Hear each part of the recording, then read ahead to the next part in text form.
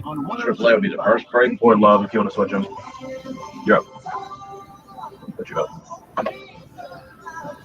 Perfect strangers to start. I like it this morning. Getting you through a Wednesday morning. Thanks for being a part of the early game. Plenty of Gamecock stuff to talk about. Patrick's all business this morning. Not even going to get any harmonica in on the Perfect Strangers theme song. Oh, there he is. He's back. He is fired up. What about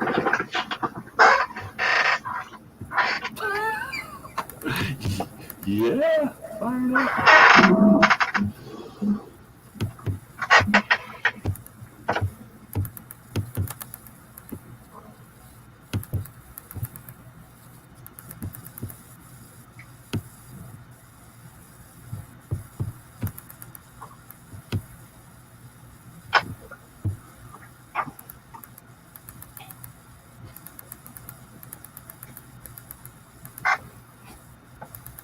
Gamecock baseball will keep Carolina fans in a good mood. Last night, plenty of runs up in Rock Hill, and no problem. I guess that's the second true road game the Gamecocks have played. Actually, it was the second one on the schedule, but the first one played because the game at Clemson was postponed, and you had the game in Greenville, the neutral site game. So the first true road game of the season ends with a 19-8 win. The Gamecocks with 16 runs in the first 4 innings, and Carolina stays perfect on the season, 7-0 now, headed into the weekend series against Mercer. On the basketball court, the exact opposite kind of night for Carolina, and Arkansas jumped out early and had no problems winning their 10th straight SEC game against Carolina. Moses Moody leading the way for the number 12 ranked Razorbacks, 101-73. What'd you make of the 2 games from last night, sir? About as opposite as you could get.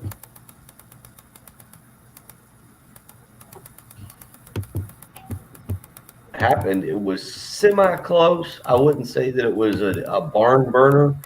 I think it was 20-16 or 20. It was right in that ballpark. They went to a timeout. They came back, and I'll be dead honest. I was eating dinner with the kids. We fixed the lasagna. I was eating dinner with the kids. We finished, and I was just walked over to the kitchen. Didn't have the TV on that was closer to the kitchen.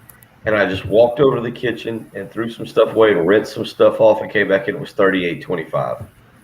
I mean, it felt like it was in the blink of an eye that it went from semi-competitive to Arkansas was in complete control. And I think that was about the time the stat popped up, or maybe a few seconds later with 2 minutes to go, right at the 2-minute mark, that they showed Arkansas was 10 of 19 from three-point range.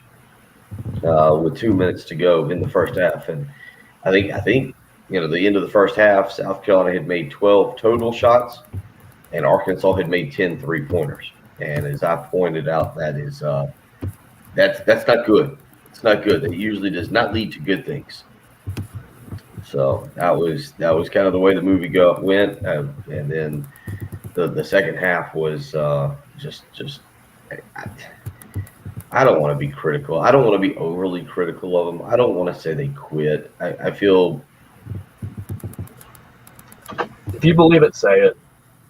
I don't feel like they quit, but it just did. God, there was a sequence of events that would lead me to believe it, where Arkansas basically would just dribble down the floor, and they would just decide, I'm going to go to the basket on this one, and there was zero resistance in stopping them from going to the basket.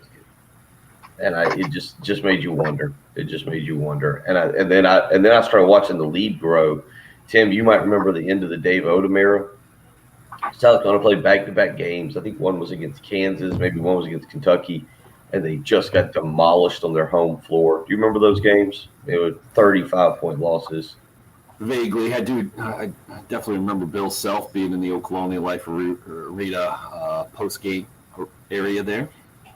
So, yeah, it was just it got really ugly there at the very, very, very end. And not sure what to make of it. One game left, Kentucky, then you'll play your SEC tournament game, and then we'll just go to the offseason and figure out what happens. That Kentucky game this Saturday going to be a noon tip. 11:30 airtime here on 107.5 The Game. 3 Arkansas players with more than 20 points, and it was Moses Moody adding to a growing list now. Patrick, I think you had the number the other day of career highs set against the Gamecocks. He tied his career high with 28, and just tough to watch in a lot of ways. 803-404-6100 if you would like to weigh in on the show via the Love Chevy phone lines or the Cool Care Heating and Air text line. Looks like Anonymous Raj says, please just ignore the men's hoops. Let's talk baseball.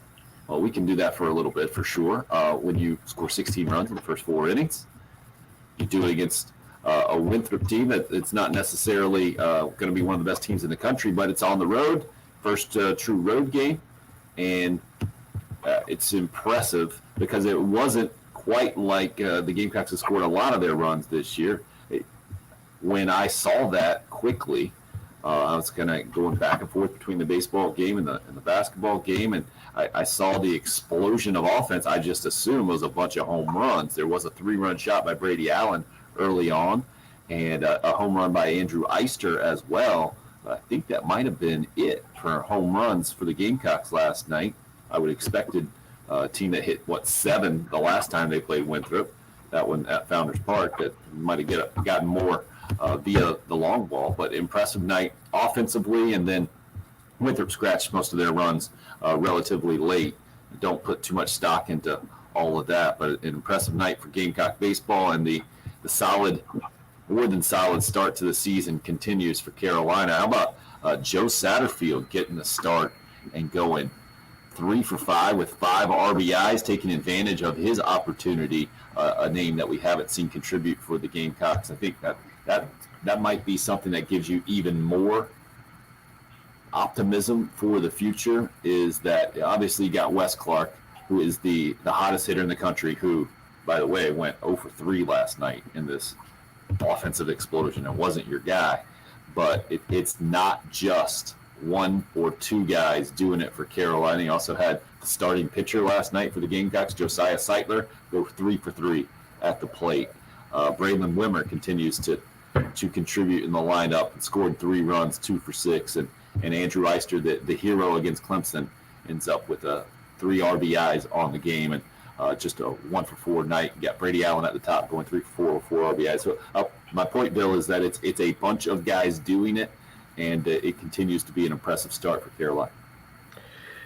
Yeah, I mean, South Carolina was expected to win. That wasn't the question. They should have gone out and won. They should have taken care of business. And what's impressive is in the manner that they did it, and that also that they did it quickly. You know, it wasn't sleepwalking for 7 or 8 innings and then having a late inning burst, so to speak, where they kind of pull away. This is one where you're right. It was 16-1 by the end of the 4th inning, and they're in complete control, and they go on to cruise. And I think that, to me, was the big thing, is the fact that you wanted to see them, after a big series win, come out focused, come out ready to play, and jump on Winthrop like you're supposed to, and they did. I mean, to me that's a great sign. You expected them to win.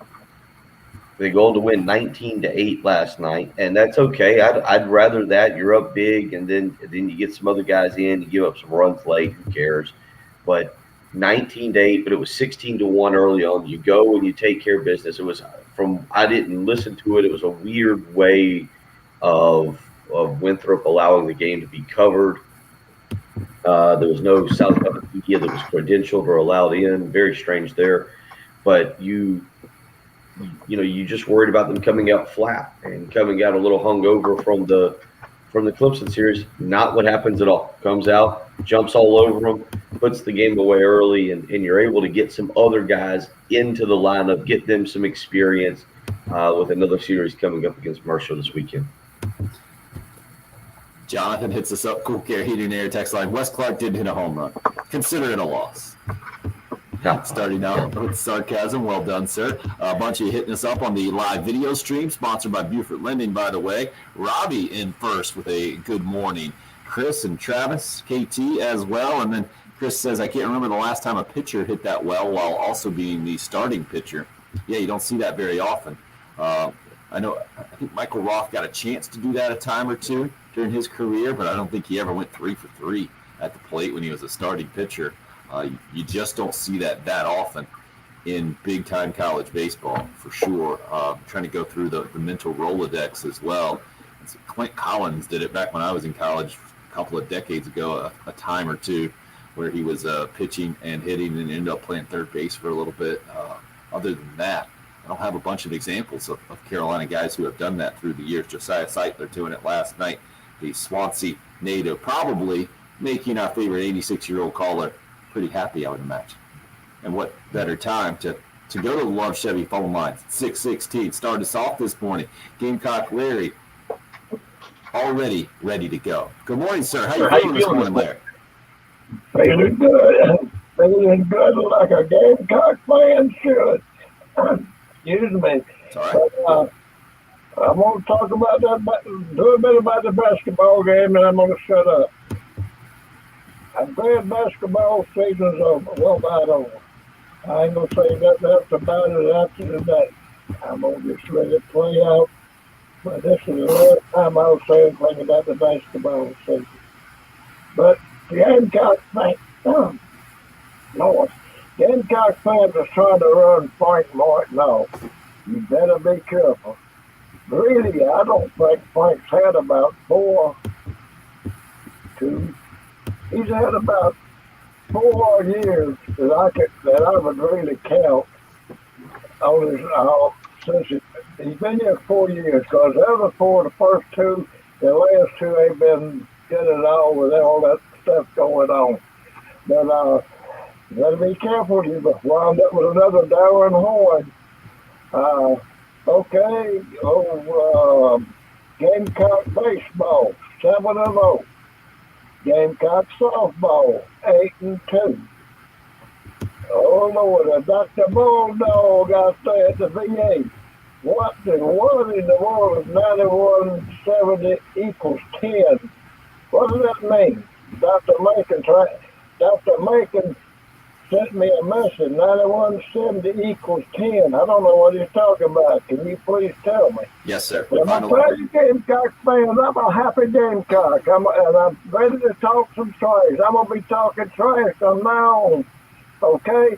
If I call in, you look for some trash talking. Clemson John, you ain't answering my voicemail yet. I called you, but you won't answer. And that's okay. You got about 3 months to wait on game 3. And then that is when the sweep will be over. Go Gamecock. Gamecock Larry, ladies and gentlemen. Bill, you want to decode that message from Dr. Bulldog, 9170 equals 10? That's the 10th straight win over Georgia. 9170 was the final score. Yeah, so 10th straight win, yeah. Not sure why Dr. Bulldog was sending that message, but sure, whatever. I'm pretty sure that I heard it a different way on Twitter yesterday, maybe from one Dr. Bulldog said that's what Gamecock Larry was telling him. You gotta watch Gamecock Larry. In his 86 years, he's learned a trick or two about how to talk some trash. I think I'm Gamecock Larry's stat man now. Because he did ask me when he called this morning about the softball team. So there you go. Oh, nice. I knew when he asked that I was giving him ammo. A little tricky. Travis says, Larry, I'm sorry, man, but we have an overall losing record since that Final Four run. I'm afraid the time has come to look elsewhere for basketball. Tough to watch last night, no doubt about it. And it's been tough to watch for the Gamecocks for most of the season. But you guys saw what else was on tap last night in college basketball? So the game of the night, well, there are two games of the night, right? You had number 2 Michigan hosting Frank Martin's former right-hand man in Illinois and Brad Underwood. And Illinois absolutely thumped Michigan. Michigan had their starting point guard and maybe best player. Unbelievable. Michigan had a long layoff and had come back from basically a 20-day layoff and hadn't missed a beat until last night, and it was an absolute thumping. The other game of the night was Frank Martin's mentor, Bob Huggins, and West Virginia, number 6 in the country, hosting number 3 Baylor, And that was a fantastic game that went into overtime. Baylor ended up pulling it out and getting their first conference championship since 1950, 94-89, that final score. But I think kind of to Gamecock Larry's warning there, clearly Frank Martin knows what he's doing.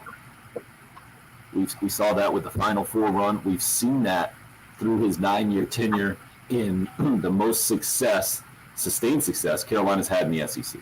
What we haven't seen is postseason success. And I think that's where No, we've seen postseason success. We've only seen one postseason. There's a big difference. Big difference. We haven't seen postseasons. How about sustained postseason appearances? Just put it there you go. That'd be the way to go with that one. So the question is, Bill, is that the way that you evaluate your basketball program? If you're Ray Tanner moving forward, if you're just a Gamecock fan out there, is it I feel like it, for the most part, is for a lot of Gamecock fans. It's a pass-fail deal. Either you make the postseason, especially the NCAA tournament, and you pass, or you don't and you fail. And when you make it to the Final Four in 2017, clearly you've just blown up the class and somehow got your doctorate in high school. Outside of that, it just hasn't happened, and the frustration, man, is certainly there. It's obviously been there for Frank Martin, listening to him in post-game press conferences all season long, and then just the last 2 games are a great sample of the season, isn't it? That you go to Georgia and you thump them and you win your 10th straight.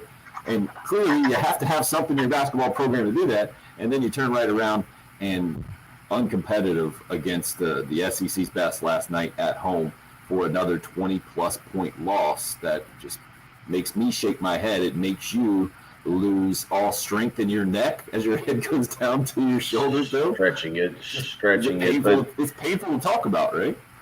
Well, and I think where a lot of people come from, and even last year in December is the epitome of South Carolina basketball. And you can say, the last 2 games are it, but last year, you start off slow, but then you kind of turn it around. You go on the road and you win at Clemson. You have a good performance. You go on the road and you beat number 9 Virginia kind of handily, and you think, hey, turn the program around. All right, they were 8-4 last year at the end of non-conference play. They had lost some ugly ones. They lost to Boston University, been blown out by Wichita State, but it looked like they were turning it around. They beat Clemson, beat Virginia, and then you come home and you lose to Stetson. And I know it's a year ago, but I think it's the pattern that's there that is becoming so infuriating that you're right. You beat Georgia by 21 on Saturday, and then you lose by, what was it last night? 101-73. Was that right? So 28. Is that right? Was it 101-73? Because I know the announcers thought they were going over 100 easy, and then they had to hit a shot with about 40 seconds left for Arkansas. But you got that's kind of the way it is. Lose your first 2 conference games last year, play number 10 Kentucky and win, and then go on an incredible streak that sees them win 8 of their next 10, and then see them finish the season losing 4 of their next 6. It's the inconsistency, and for whatever reason, I don't have a reason for it. I don't have an explanation. I can honestly maybe say that maybe Frank Martin doesn't either, but for whatever reason, that's kind of what you seem to see with Gamecock basketball. It's the same story over and over and over. Start non-conference play 4-7, get beat by Wyoming, Wofford, Stony Brook, but then somehow rebound and finish 11-7 in SEC play 2 years ago and get to 500, 16-16. I mean, we wrote that team off for dead after they lost to Wyoming, Michigan, Virginia, Clemson, and somehow they bounced back. They beat a Florida team. They beat a 14th ranked Mississippi State team. I don't know, Tim. I think that's the thing is, kind of like we said last night or yesterday before last night's game, would you really be shocked or surprised if they'd won last night just based on history? where they seem to do something. They go on these small runs of these small, really big pockets of success, only to have something go. I don't know. I know this. I know what the perception of South Carolina basketball is across the country in regards to the coaches. And I know that if Frank Martin wants another job, I don't know if he'll make $3 million. He'll get another job. He's going to be in much more high demand than South Carolina is going to have demand for their coaching job. But I just don't know where that leads South Carolina basketball this offseason. We'll try to figure it out. We got a 3-hour show. We're going to talk it out with you this morning, 803-404-6100. If you would like to weigh in, you can call or text that number. Hit us up on the live stream, the live video stream, that is, Facebook Live, YouTube Live. We're up on Twitter on the station handle at 1075 The Game. Just getting warmed up. Patrick Corrett helping to fill in for Jen Jensen, producing in the Herndon Chevrolet Studios in downtown Columbia. I'm Tim Hill. You can find me at Tim Hill 1075 on Twitter. Bill is at Will Gunter with 1L. Patrick at _Patrick Corrett. It's the early game here on 1075 The Game.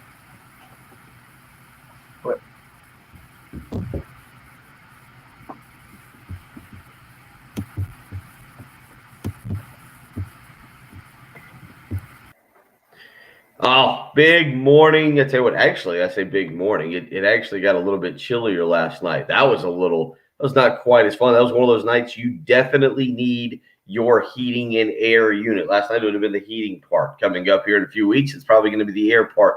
Whatever it is, when your heating and air is out, you want it fixed. You want it fixed now. And with AAA Heating and Air, they'll do that. Here's the important part. Family-related company. They care about you. They treat you like family. They're not just going to show up. They're not going to service your unit. They're not going to just disappear on you.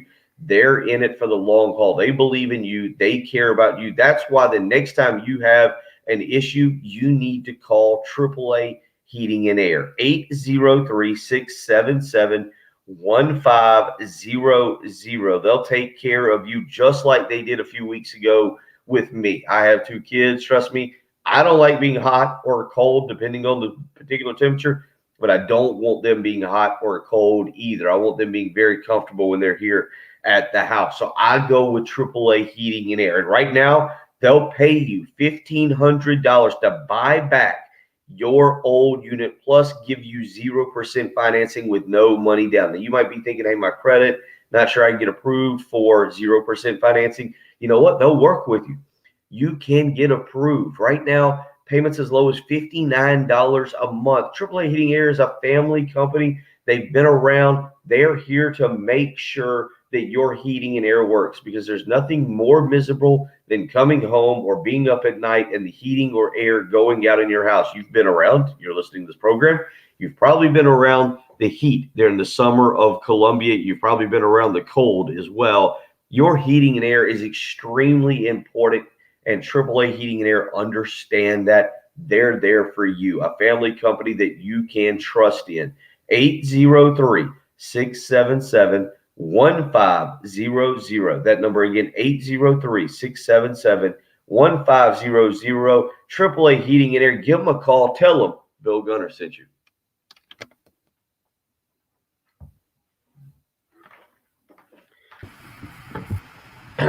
All right, let me go wake some kids up.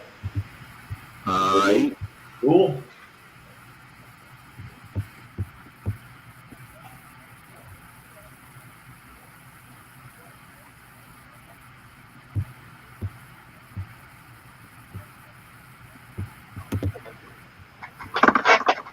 How about Gamecock Larry sneaking that one in there? Good for him.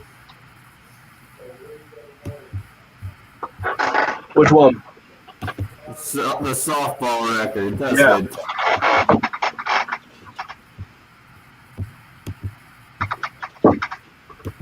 Maybe I'll start pulling stats, see if I can find good stats to give to him before he calls, and see if we'll use them. Get a stat of the day.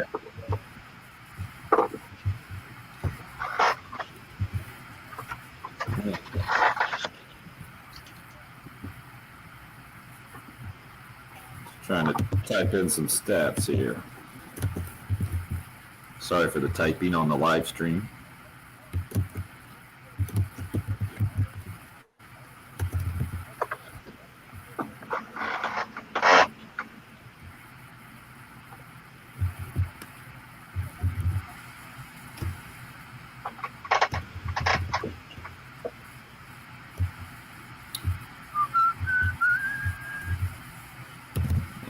go.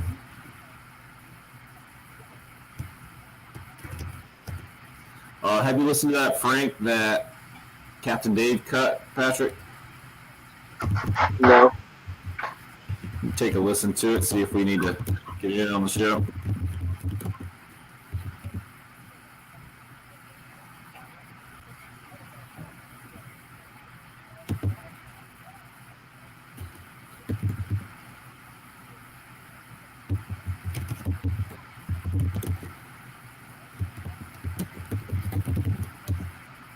Thanks, sir.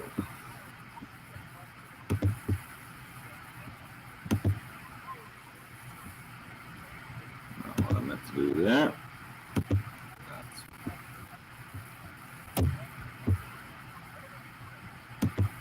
There we go.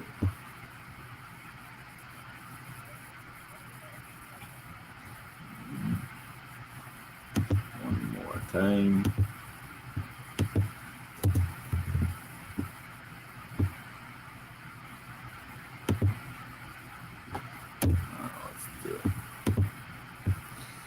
All right, I was just going to say a little quiet on the old live video stream. Baseball has been awesome, Steven says.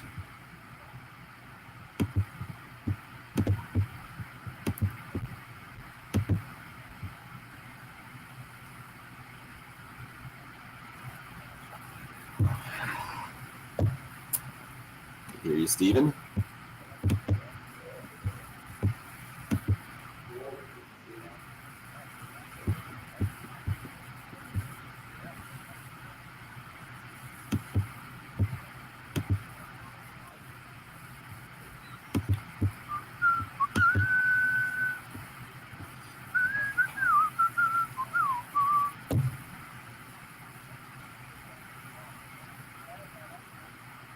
Patrick looks pained right now.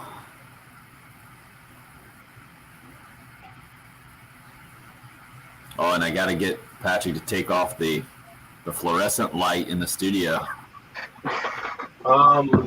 Yeah, I don't know. It's just more of the same from Frank. I can pull some of it. I'm not particularly interested in anything he's got to say at this point. Well, I'm good not playing it. I just wanted to make sure. It's blaming the players, basically, saying that they're not making shots and they're not giving the effort on defense. I don't know what to say. Derek followed up and he said, well, you need to ask the players. I don't know. I've never had players play like this. You got to ask them. Wow. So, I don't know. We're back, though. Back. Go. Perfect timing. Got a call to do a little Arkansas radio yesterday from the South Carolina perspective ahead of last night's basketball game. And, man, are they on the other end. And that's exactly how I kind of started my comments about the basketball spectrum right now. Their fans are kind of over the moon. And this has been a surprise run by Arkansas this year. Eric Musselman has them rolling. That was a 9-game conference winning streak going into last night. Now it's 10 games after the 101-73 win. And I told him that, especially with how you come into a season, there was plenty of turnover on that Arkansas roster. And when you're coming into a weird year where you don't have a typical off season, we've seen it with the Blue Bloods who have to deal with turnover. Right? They've struggled. But Arkansas has figured it out really quick and continues to roll. And last night it was 101-73. Saw on Twitter, Ray Finkel, he's almost the basketball historian out there. Like on the social media, a bunch of stuff with that the Gamecocks, the first team since was this 92, I think, to give up. It's actually the first team ever in USC men's basketball history to give up 100+ point games in Go ahead and get some socks and shoes, all right? home games in the same season. So they've done it twice now. It was Auburn and now Arkansas to do it. And then it hadn't happened at all since 1992-93. And the only other time it happened was in 80 and 81. So when you see stuff like that, obviously not a good sign for the Gamecock basketball program. One other note on that, you see what was up with the Darren Horns Northern Kentucky team last night, yes? The Horizon League, I think is where he's at. And they had a conference tournament. There was 4 Horizon League quarterfinal games last night. 3 of them went to overtime. The Northern Kentucky game was the only one that didn't, and they were down by a point in the final seconds, and they ended up winning it at the buzzer on a bit of a tip-in to move on. And so when I see and hear of stuff like that, it just makes me kind of sad that you're getting the opposite March Madness effect right now around the Gamecock basketball program, especially knowing Patrick was in the 5 points fountain back in the day, right? Or was it not? Was it outside the library? Which one? Was it 5 points or the library? Okay. With the Final Four run and how exciting that could be. It's just a bummer that it's on the opposite end right now for Gamecock basketball fans and giving up 100 points and having a Frank Martin team do it. It's kind of unfathomable to me. I was trying to come up with words. At the end of the game, the first part, so I broke this into 2 parts of the game. The 10 of 19 3-point shooting. That's just great shooting, right? Like South Carolina's defense, I know it's kind of ludicrous to give up 49 points and say, well, the defense wasn't that bad in the first half. Arkansas hit some tough shots. They have some really good players. There was a particular sidestep 3-pointer, and a guy I can't remember. I can't remember if it was Moody or the other guy who had not been making 3. Sills, was that his name? Last night, I have to go back and look now as I get sidetracked with looking at other statistics. But somebody kind of caught the ball, kind of faked, took one dribble to his right and just buried a 3. And instead of being impressed by what he did, I was like, South Carolina has nobody on their team that can do that. Just catch the ball, sidestep to one side, and just nail a 3 like it's nothing. It's just practice with nobody out there. That was Sills, one of his 5 threes. He was 5 for 7, and he's the 4th leading scorer on the night. And 3 other guys scored 20 or more. Yeah, and he'd been ice cold coming in. Desi Seals last night. They were talking about that at one point. His last his last 3 games? Yeah, he had not made a 3. Had not made a 3 in 3 of the 4 prior games, and had only played 6 minutes against LSU the other night. Played 26 last night. 26 points. I'm gonna go with. Frank's always talking about that career high. Now he did have a 22-pointer against Auburn a few weeks ago, so good news there. But yeah, he has not scored more than 8 points since the Oklahoma State game, and his 3-point shooting since January 30th, he had not made more. He had made 2 3-pointers since January 30th. He had made 2 3-pointers. Last night he had 5. He was 2 of 3, 4, 6, 7, 9. 2 of 9 coming into the game since January 30th, and last night goes 5 of 7, and one of them was that catch, take one dribble to the right, which is not hard if you've ever – it's not easy if you've ever done that because your momentum's going to the right, and just buries it like he's Reggie Miller out there. And I'm thinking, South Carolina's got nobody can do that. So the first part of the game that builds to the 49-32 lead, I thought was, well, that's Arkansas being the number 12 team in the country. They're pretty good. They're hot tonight. But then the second half, you started watching Arkansas just do whatever they wanted offensively. There was a couple times they just dribbled down. They threw the alley-oop that one time. That was where I can kind of go with Patrick. I wasn't sure how invested South Carolina was. I understand where you're coming from. I don't know what else to say besides that. None of us do. Now we're all just, I don't know what to say. Justin says, watching us is the most boring thing. We have no life, no identity. But that's the thing, right? This team is not a boring team. Remember that LSU game they played? They go to LSU. They're running up and down the court with them, throwing alley-oops themselves. Keyshawn Bryant and A.J. Lawson are anything but boring. And yet they certainly can put in a boring performance or just a lifeless performance. And that's where there is accountability with Frank Martin. The question is how much. Tyson hits us up on the Cool Care Heating and Air text line. What's the argument for keeping Frank at this point? It's a pretty easy argument. He's a good basketball coach and has had the most sustained SEC success that we've seen in the SEC era for Gamecock basketball. Has taken that, is the school's all-time winningest coach in the NCAA tournament with one run.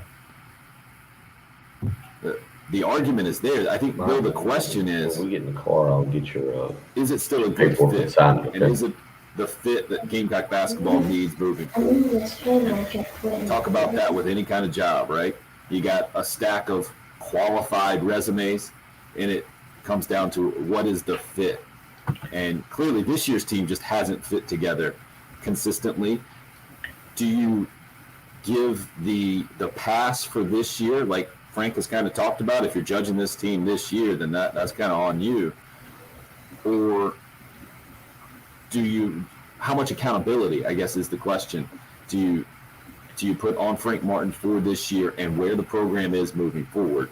And I don't think that's a question that we can answer, or we can certainly have our own personal opinions, but I think ultimately it'll come down to where Ray Tanner is with that, where Frank Martin is with that, and what happens after the season is over here in about a week or so. Yeah, I don't know. I know the general perception of South Carolina fans, or South Carolina basketball amongst the National Coaches Association, and to say that you'll have qualified resumes, you won't have qualified resumes. And basketball's odd. I always use Shaka Smart as the perfect example, and there are others of big time, of good mid-major coaches who simply know that they can simply just wait things out. And money is not, for whatever reason, in college basketball, is not the end-all be-all. Shaka Smart passed up a lot of opportunities before taking the Texas job, and that still holds true today. And people are like, well, just throw a bunch of money at college basketball coaches. It doesn't, for whatever reason, it doesn't work that way. Like, there's not a lot of college basketball coaches that just take the money and run. And to be quite honest, you can kind of continue to say, well, there's somebody else out there. South Carolina's last three coaches are pretty highly, three of the last four are pretty highly thought of coaches. Now, Eddie Fogler, Dave Odom, and Frank Martin, say what you want, are pretty well respected, pretty highly thought of coaches in the coaching industry. I'm not trying to be doom and gloom with saying that I have a gut feeling of who South Carolina would end up with if a move was made. I have a very good feeling of who it would be already, because I got a feeling that's who would end up. That would be one of the few people who would say yes to the job, and I don't know how people would feel about that. It's probably Bob Ritchie here in the state of South Carolina, but I don't know what to. I really don't know what to do, because I'm with you. Frank Martin is not a bad basketball coach. But for whatever reason, the inconsistencies, not that I'm more than willing to give this year a pass. That's the thing. I'm more than willing to give this year a pass. What is bothersome is the inconsistencies of years prior, losing to Boston, losing to Stetson, losing to Wofford, being able to win other games, and just not being able to consistently put it together for 31 or 32 games to directly put yourself into the NCAA tournament. Now, I don't know where they go. I'm a big fan of Frank Martin, and again, I really do think he is a very good coach, and I think it's likely he'd actually go on to somewhere and have a lot more success. But I don't know what they're going. They'll get through Saturday. They'll play. I forgot who they're slated to play. Do you remember last night? Are they lined up to play Vanderbilt in the opener? Because Auburn's out. For people that forget, there's 13 teams. Auburn's out, so it's not your typical SEC tournament this year, because Auburn's on a postseason ban, SEC tournament and NCAA tournament. So the the standings are a little skewed as to what they're doing there. But I don't know what the answer is now, and I'm thankful that I'm not Ray Tanner or Frank Martin and have to make that decision. The Gamecocks down in third to last in the SEC standings as I look at it now at 4-11. Texas A&M just 2-6. They kind of had the reverse of the Carolina season where the COVID issues have hit them most recently. I know they're supposed to play a makeup game with Arkansas coming up this weekend, and then Vanderbilt 3-12 would hold the tiebreaker over the Gamecocks. We remember that game in Nashville several weeks ago, so that's a look at the bottom of the standings, and we'll see how it shakes out for the SEC tournament coming up. The game after, so 2 games from now, that will be Carolina's last chance to keep the season going next week. They'll have Kentucky coming up this week, going to Rupp Arena on Saturday at noon tip. Again, 11:30 airtime here on 107.5 The Game. Interesting comments coming in on the Cool Care Heating and Air text line. Chaz, the team that made the Final Four run had multiple guys who would lock a guy down as soon as they crossed half court. That was the mentality. This team just doesn't have that guy anywhere on the floor. The bigs haven't played well, which doesn't help because it makes the guards have to sink more, opens up the outside. Obviously, in my humble opinion, that's how Chaz breaks things down. Billy hits us up, basically saying that Gamecock fans need to lay off Frank Martin. He's done good since he's been here. COVID-19 screwed up this year. They were playing Arkansas. They knew they weren't going to win. They had already given up. It's not Frank's fault that the team is where they're at. That's Billy's opinion. Todd says, yeah, this conversation about Frank Martin is getting old. He's the best choice, I should say, for Carolina basketball. Been a bad year for him personally and professionally, having COVID twice, gone through a lot. We're going to talk about getting rid of Coach K or Roy Williams, and then this is what made me smile while you were talking a little earlier. I'm guessing this was talk to text because it's John Calipari, and he was just using the last name, and it was translated to 2 names, Carla Perry. I'm going to talk to text. Maybe that's just me having fun reading that. It says Carla Perry. And so I was reading that. I was like, wait a second. Is Carla Perry the women's coach at Kentucky? I thought they had a guy coaching Kentucky. It took me a second to figure that out. So that is what I'm going to call John Calipari for the rest of his coaching career, Carla Perry, after reading this. Are we going to get rid of them? Todd's point is because of bad years. Things have just not worked out this year for Coach Martin and the basketball team. I say we wait till next year, see what happens, and go from there. But given the respect that he's due, he's out there busting his butt day in and day out. And given his all to Carolina, let's all back him. Another anonymous texter hit us up, says, leave Frank alone. 2020 has been a pandemic. Be patient. Gamecocks. 803-404-6100 if you would like to weigh in. Love to hear your thoughts this morning.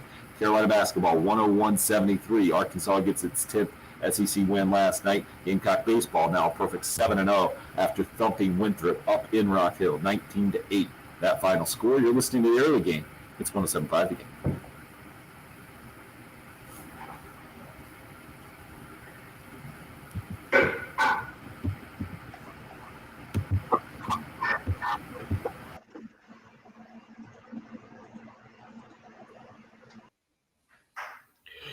In need of a car, truck, vehicle, pre-owned or new, I've got the place for you. Love Chevrolet, I-26 in Irmo, between Lowe's and Frankie's Fun Park. Now's a great time to go and visit. Why?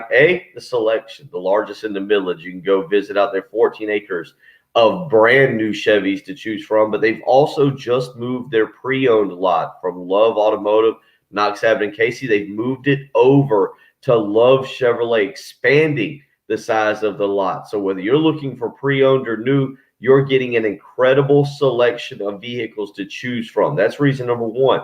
The reason number two, the low price guarantee means you can go shop other dealerships around town, take their deal back to the folks at Love Chevrolet, and they will top it for, or they will write you a check for $1,000. That's worth giving a try, right? Go check other dealerships, see what's out there, but then go finish your sales at Love Chevrolet and see if they can beat the deal, otherwise getting a check for $1,000. And number three, when you purchase something from anybody, you want somebody that's experienced, that's knowledgeable, that knows what they're talking about, that can make you feel comfortable with your purchase.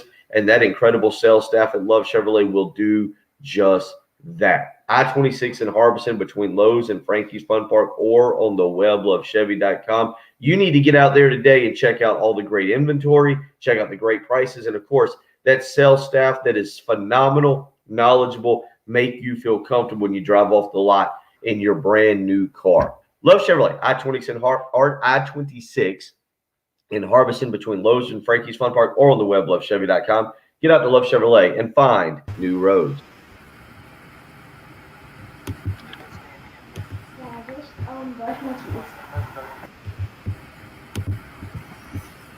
Behind the scenes, Gunter family rush.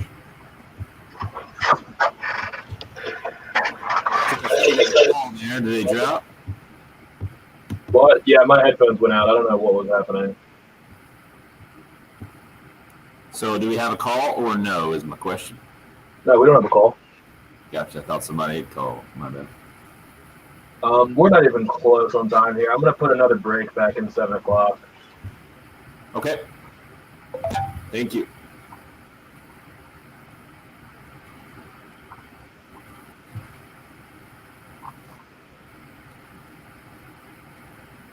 And I'm going to switch my 820 and 740. Just as a heads up for you.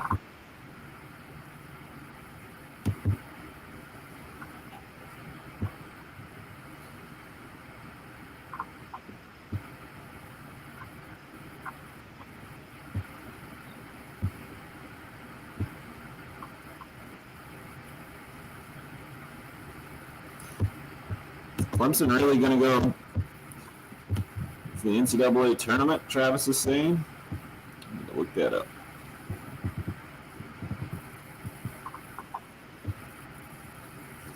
$15-5. Wow.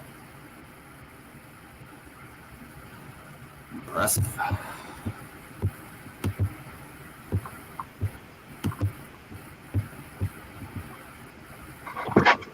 They won 5 in a row. Didn't realize that. Georgia Tech now also winners of 5 in a row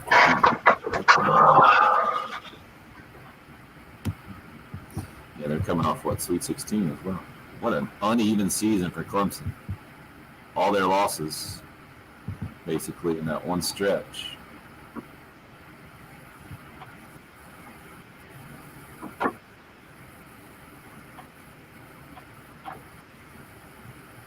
Clemson at Syracuse tonight at 5 p.m.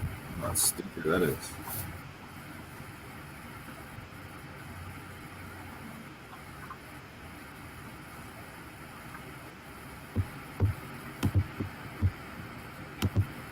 Your drawer. Get that one and put that one on, and then put that red pullover on, okay?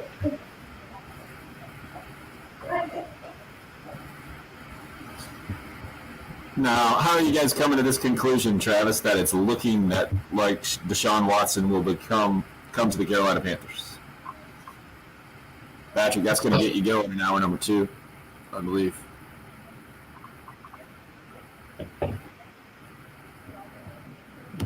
Morning, All right, John. coming back. Gotcha. Any idea how much time here? A minute-ish? Yeah, a minute. Go.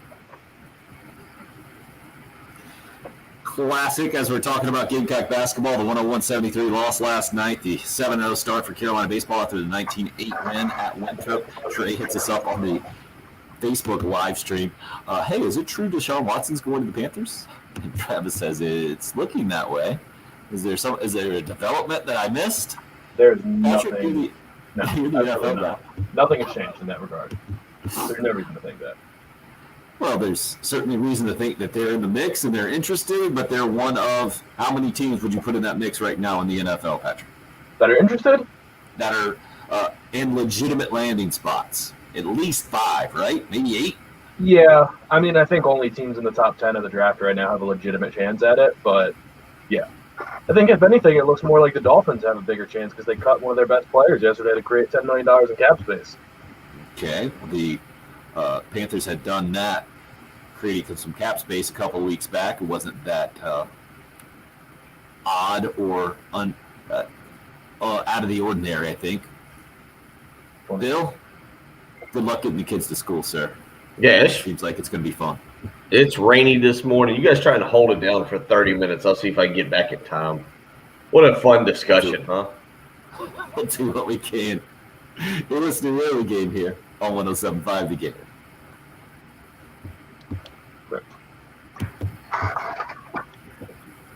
All right, we're making look at it. One of them got dressed properly. How's the other one dressed? I see, Travis. I see. My mistake. All right, Bill. Good All luck right, out there. be back in a little while. So Travis was saying about Clemson going to the NCAA tournament. I see. Trey, what article, sir? What article? That sounds like something a previous generation would say. I read it in an article, so it's got to be true. Morning, Tanya. And how is there not as much yelling? I did take him off the live stream there for a little bit, so we didn't have to get in there. All right, Trey's looking up that article for us now, Patrick. He's on the hunt. There's a million articles written about. It's only the biggest story in all of sports right now. There's no material changes though.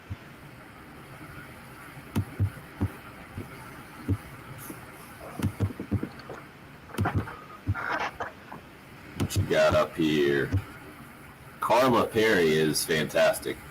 I think we got to get some kind of graphic going with that.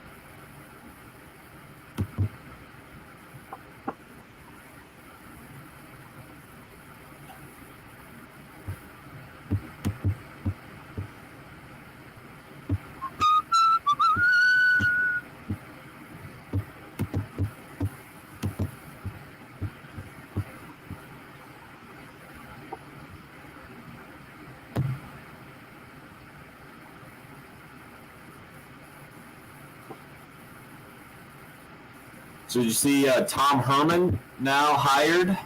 Who hired him in the NFL? Did you see, Patrick? The Bears. That's what I thought. I thought it was the Bears as an analyst. Wow. Special projects coach. And what kind of signs is J.J. Watt talking about? Did you read that article about him? Said all signs kept pointing to the Cardinals. I don't know what signs he's talking about. He said that? Yep. Group of 4 or 5 teams, so I'm looking at, was close. They attacked from all angles. GM, owner, players, coaches, non-football people. Seeing the pictures of Paradise Valley off the field, the recruiting pitch was strong. I mean, the coach and GM would be reasons that I wouldn't go to Carolina, particularly GM. CBS Sports.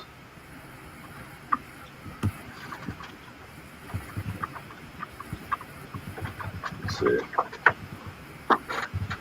Did you see that picture of Kyler Murray and J.J. Watt in 2015? I don't think so, no. Where was it? He was a high school senior. He was the athlete of the year, and Watt was that the same kind of thing? With Karl Anthony Towns. What's that? With Karl Anthony Towns. Yep. I don't see anything other than there was a new mock draft out that has the Texans picking at 8. Gotcha. All right, we got more comments in here. Yeah, Tanya, we had Gamecock Larry on early this morning. And, yeah. Carla Perry and Missy Kiss for having fun with the Typer this morning. Jesse, no way he starts the year with the Texans and then goes. Yeah, because if that's the case, then he just won't start the year at all. Well, I guess you could technically start with the organization, but I think they start to lose a lot of their leverage if that happens. Yeah, I mean, he might start the year still a part of that organization, but he's not going to start the year playing. I think he'll hold out. Trey says must have been a CBS Sports article. Yeah, I typed in CBS Deshaun Watson, Carolina, and the only thing I see that was from the last day is a mock draft. Trey, you should be able to put in the link there. We could all go and click on it, I believe. Copy and paste. Or use some technology. Or just confirm that it's a mock draft, in which case we're not going to talk about that. No, he's going with article. I keep seeing article there. Yeah, there's nothing new in that regard. You're not buying it, huh? No. Not that I don't buy that he'll be. Not that I don't buy that he'll end up in Carolina. I think they have a very good chance, but nothing in the last day or week has increased their odds. The Texans still aren't taking calls. Voicemail. Looks like Dave does have a couple of baseball cuts on there. Patrick, do you see those? Should be labeled 17, 18, and 19. Yeah. We'll use those. We'll use 17 coming in, please. Actually, let's use 19 coming in. Okay. Yeah, it is a mock draft. Sounds to me like a self-proclaimed NFL analyst not buying it. He admitted it, huh? Yeah. People do need the mock drafts mean less than nothing because people just need to keep making their mock drafts different.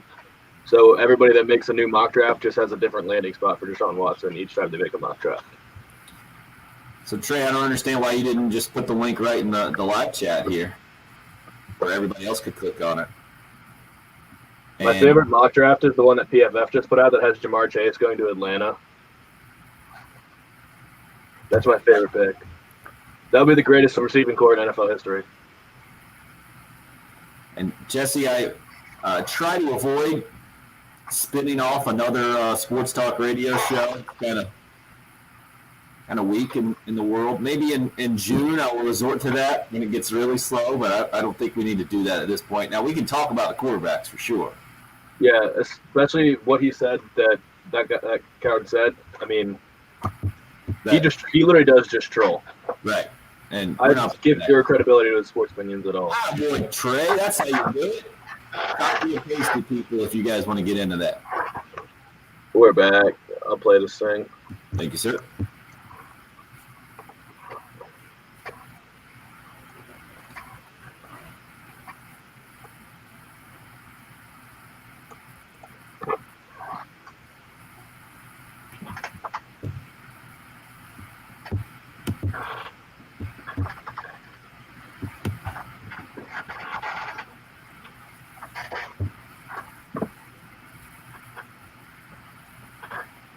Brad Muller on the call for the Learfield IMG College broadcast. You heard it on our sister station yesterday, ESPN 1320 AM, as the Gamecock basketball game against Arkansas was being broadcast here on 107.5 The Game. 19-8 the final score after that 16-1 start for Carolina up in their first road game of the season in Rock Hill at Winthrop.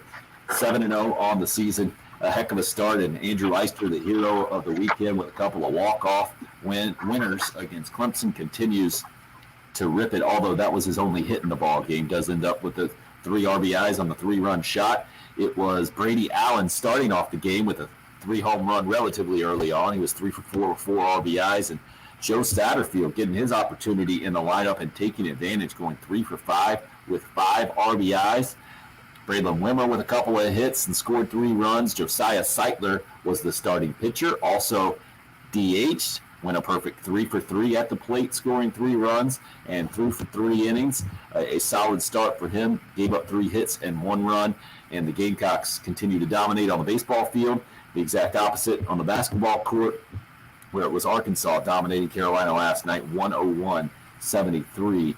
The Gamecocks giving up 100-plus points at home for the first time ever, and doing it in multiple games in a season for the first time since 1992, I think was the last time, just the third time in school history.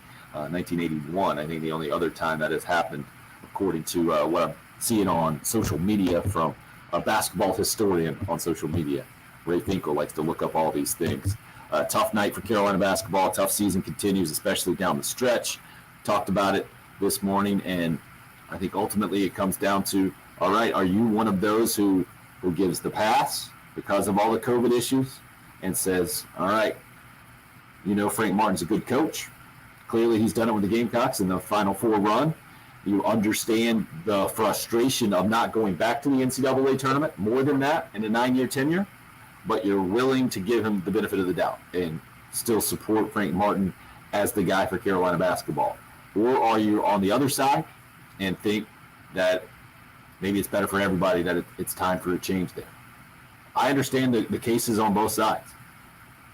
But as I'm watching college basketball, I tend to reside on that first side, knowing first of all, what South Carolina basketball has been in its history. And I get it. You don't want to settle. You're not happy that Carolina hasn't been back to the NCAA tournament. You're not happy they didn't capitalize on a Final Four run and just continue positive momentum in the program and become a consistent NCAA tournament team. I get that completely. That's what you want your basketball program to be. That's what good basketball programs are, right? It's not if you make the NCAA tournament. It's, okay, are you making a run this year? How far are you going in it? You go to consistently, you get into at least the Sweet 16 route. You basically, a good basketball program is a lot like what we have seen from Gamecock baseball for the last few decades, right? Ray Tanner's mindset was always, you got to put yourself in position to make a run in the postseason. And to do that, you have a good regular season. In baseball, you get to host a regional. If you have a really good season, you get to host a super regional.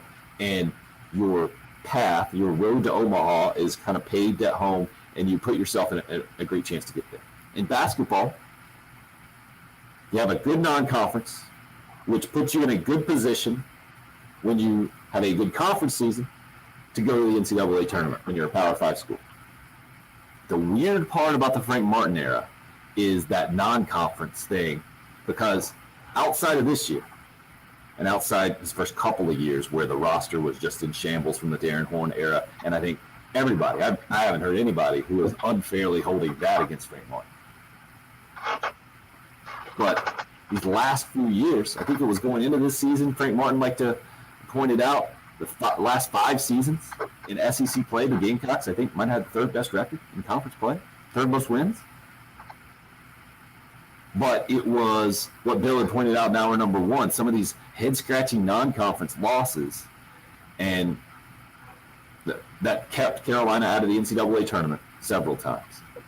And then it's just the lack of an identity this year, I think, is the really concerning part. Right, Patrick? I was talking to Arkansas radio yesterday. They were saying Frank Martin teams are known for this. You're absolutely right. We talked about it all year long, and we don't understand. This is the exact opposite of a Frank Martin team. You don't give up more than 100 points. You don't get pounded down low. You don't. Basically, you're not defensively deficient. That's what you built the reputation on. And I still don't understand it. I don't know if I'll ever understand how this team can do what they did Saturday at Georgia and dominate a relatively decent Georgia team and make it their 10th straight win in that series, and then turn right around and give up more than 100. I understand Arkansas is a good basketball team. That's their 10th straight SEC win. The only game they've lost since conference play started, or in this string, is a game against Oklahoma State and Mike Boynton, former Gamecock, which is having a really good team, a really good year, right around the top 10. So I get that, but what I don't get is being uncompetitive, especially from Frank's teams that have made their reputation with the grit and toughness and not going to back down.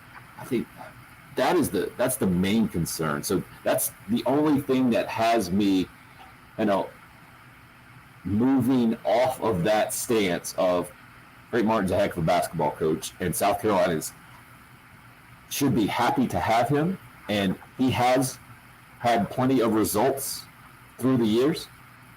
But having seen what this team became, an experienced team became, is highly concerning from my standpoint. How are you breaking it down, Patrick? How are you seeing it at this point? that's always all year we've said that's the most mind-numbing part, is that it's an experienced team. So all these things, I mean, I don't know that we've ever seen a lack of effort from a Frank Martin coach team.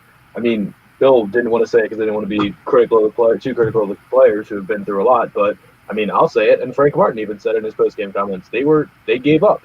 There was not enough effort in the second half. There was hardly any effort towards the end of the game, and weirdly, this is the same nucleus of players that were there last year, and we never questioned the effort of the team last year. So I really don't understand what the deal is, and there's probably not going to be a ton of turnover going into next year. I mean, I don't know. We've talked a bunch about. I don't know what you're going to be excited about next year. I mean, the recruiting class is kind of exciting. Jacoby Wright has been playing really well and seems to be getting a lot of rave reviews around the state. And this kid Devin Carter from New England somewhere can fly, and I've seen a bunch of highlights of him throwing up windmill and 360 dunks and all these things. So is those two guys being injected into the lineup going to completely change everything from an effort standpoint and turn around the whole defense? I don't know, but I mean, yeah, I think he's of course earned the right to get the benefit of the doubt this year. But if we see these same problems persist next year with most of the team coming back, a lot of experience, plus a couple young guys that are going to come right in and probably play a lot. I expect those guys to probably get some decent playing time next year. Then I think you might have a serious problem at the program level. I mean, the whole organizational level. I just, it's completely inexplicable this year. And comparing him to Roy Williams and Coach K and Carla Perry is completely disingenuous. I mean, that's just... No, I think, so you're referring to a text we got in a little bit earlier, which was hilarious. This was Todd sent it in, and it's clearly talk to text, and Calipari turned into Carla Perry. But his point is a valid one, just talking about the best coaches in college basketball have struggled. But this is their first year struggling. And this is Frank Martin's first year in the last, how many, 6? Well, this is the first year that Duke and North Carolina and Kentucky have missed the tournament in how long? I mean, Kentucky has had one down year under Calipari where they missed the tournament, and that was one year where a bunch of freshmen came in. I think it was like Brian Harrow from like a little NC State transfer, and Archie Goodwin was the best player in that team, and that was the year they missed the tournament. That's 1 year, I think. Sure. But wait. Stop.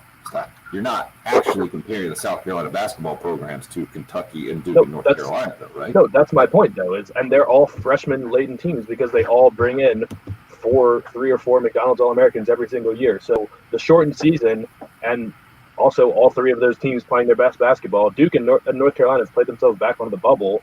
Kentucky's not on the bubble, but I mean, it's just not. You can't compare those 3 coaches, who are probably maybe the 3 best coaches in college basketball, to Frank Martin and what's going on in South Carolina right now. They'll be back next year. All 3 of them will have a new set of McDonald's All-Americans, maybe return their McDonald's All-Americans that would have never ended up staying in college had they had a full season to prepare and go through the college basketball process. They probably all look better.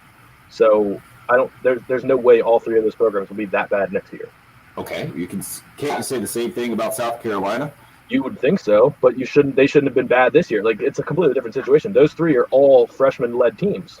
So it's more excusable for them to be bad. That's what we keep coming back to. It doesn't make any sense what's going on in South Carolina right now, because it was supposed to be his best team. He was hyping up the experience of this team and how when you have an experienced group, you can do all these different things, and nothing has worked out. Right. But so you are clearly not in the camp that puts the COVID complications as the explanation for that, correct? No. Or a valid explanation for that, I guess. Not a valid. It's a valid explanation for some struggles and maybe a little bit of sloppy player, things like that, but not when you compare it to every other team, because every other team is dealing with it as well. To some extent, right? Clearly not the extent that where their head coach had it twice and they had to miss basically a month right in December. December though. Yeah, I think every team has dealt with it at some point. Has any team not missed any games because of COVID? I kind of doubt it at this point. Good question. I would go to maybe Gonzaga. It seems to have done just fine. Texas A&M is really the SEC team now that has dealt with it the most, I think. Looking at the standings, and they've missed a ton of games here lately. Buzz Williams and company. It's difficult. It was difficult to watch last night. It has been difficult to watch this season for sure. And it's a conversation that is, again, I get it if you're on one side or the other. several of you weigh it in this morning. Like Thomas, this is totally fair, I think. Thomas says on the Cool Care Heating and Air text line, 803-404-6100. I keep hearing folks say, be patient. Right. Can someone define patient? Is that like 7 years after a Final Four run to get back to the tourney? Is it 10 years? What does being patient look like if 9 years in, including 4 years after the last visit, just to get back to the NCAA tournament? What does patient mean to you, Patrick?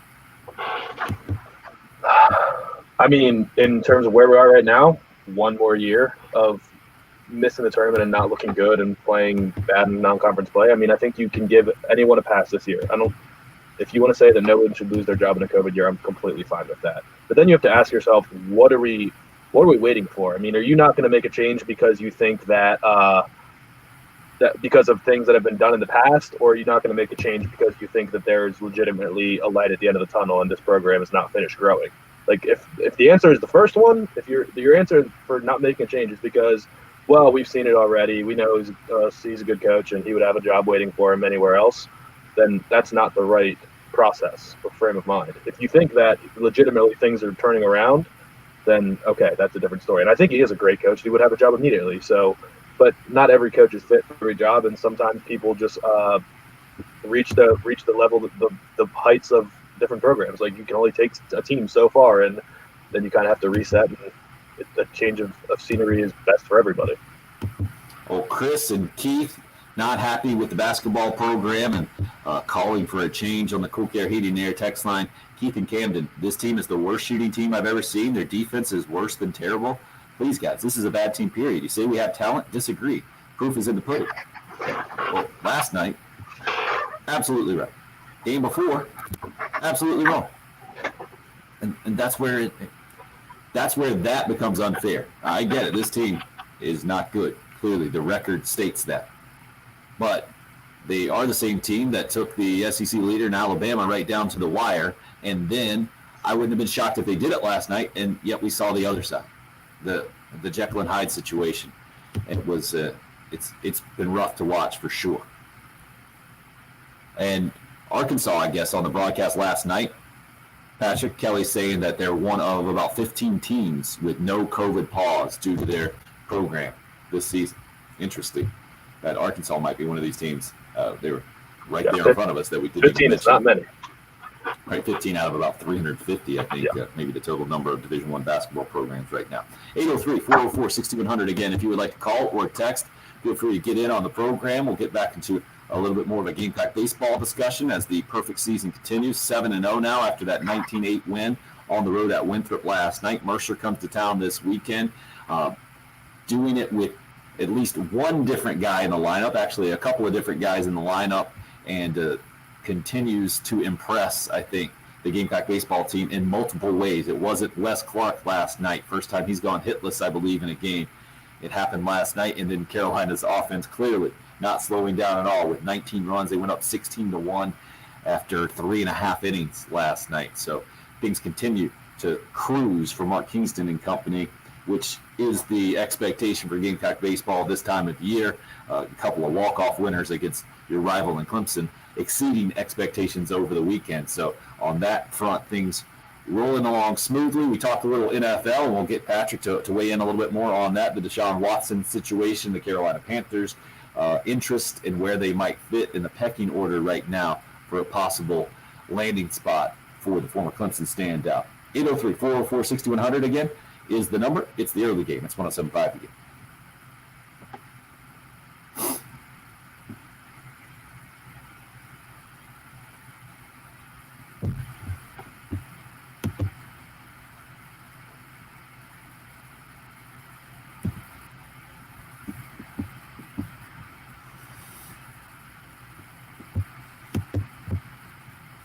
I agree with that, Craig.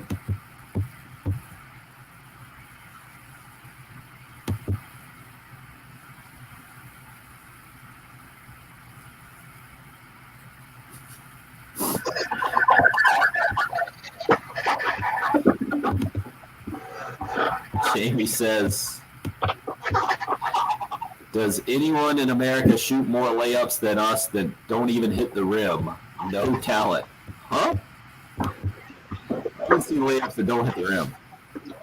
Did you see the story about the Alabama practices and what they're doing to eliminate mid-range shots? No. He said they play. Nate Oates has them playing. I need to find the exact numbers, but they play like games to 8 and 12, like full, like intense scrimmages a lot in practice, and the scoring system is like 2 points for a dunk or a layup, 1 point for a mid-range jumper, and 3 points for a three-pointer. So they're Nice. just completely devaluing the mid-range jumper. Just going the NBA model, huh? Yeah, dunks and threes. Because just logically, if you shoot a shot from farther away that's worth the same amount of points, not the most effective thing to do. Might as well take 2 more steps back, huh? Right. But I think they have different. They might. I think I saw a picture. It looks like they have different lines on the court to delineate where you get less points from. Makes sense. I mean, do the math, right?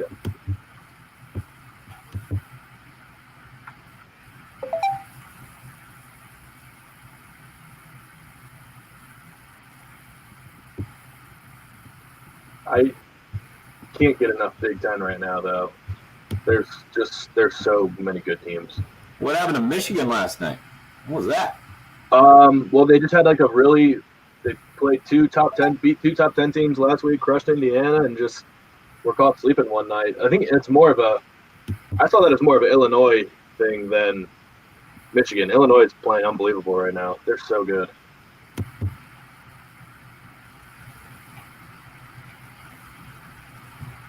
Michigan, Illinois, Iowa, and Ohio State are all just ridiculously good. No, Trey, I didn't order any Top Shots. I didn't get the first pack, and I think now the bubble's about to crack, or burst. So I'm out. What about you, Trey? We haven't heard of anybody that has, right? Got them? Jason, yeah. No, I have a couple of friends that have them. They've just bought players. They've just bought individual players. The big for Illinois is nasty. Yeah, Kofi Coburn, he's amazing. He only went for like 12 points and 7 rebounds yesterday, but he was the focal point of every single possession with both sides of the ball. He just impacts the game in so many ways. He's phenomenal. Patrick got a traffic update. Bad wreck. I-77 southbound, mile marker 43. It's a little bit outside of our area, or right on the edge, really.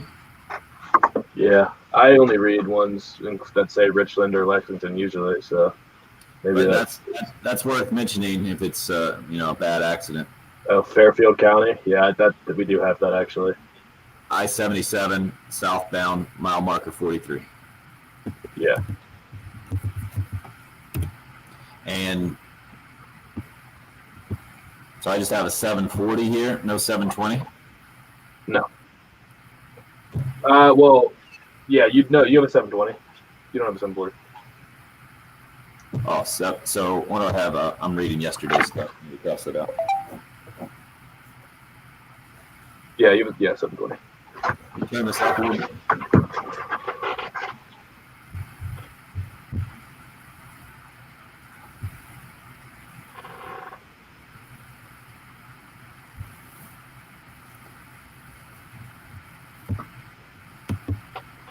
What is Fort Leonard? Wood.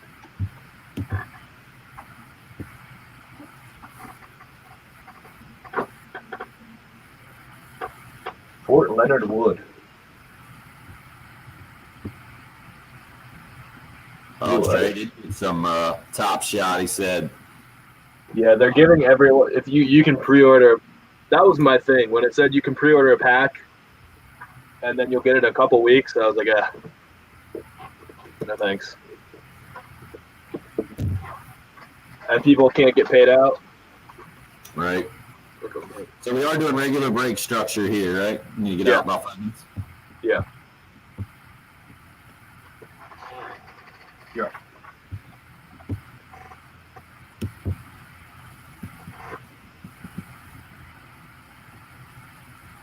A week from Friday, going to be teeing it up out at Windermere.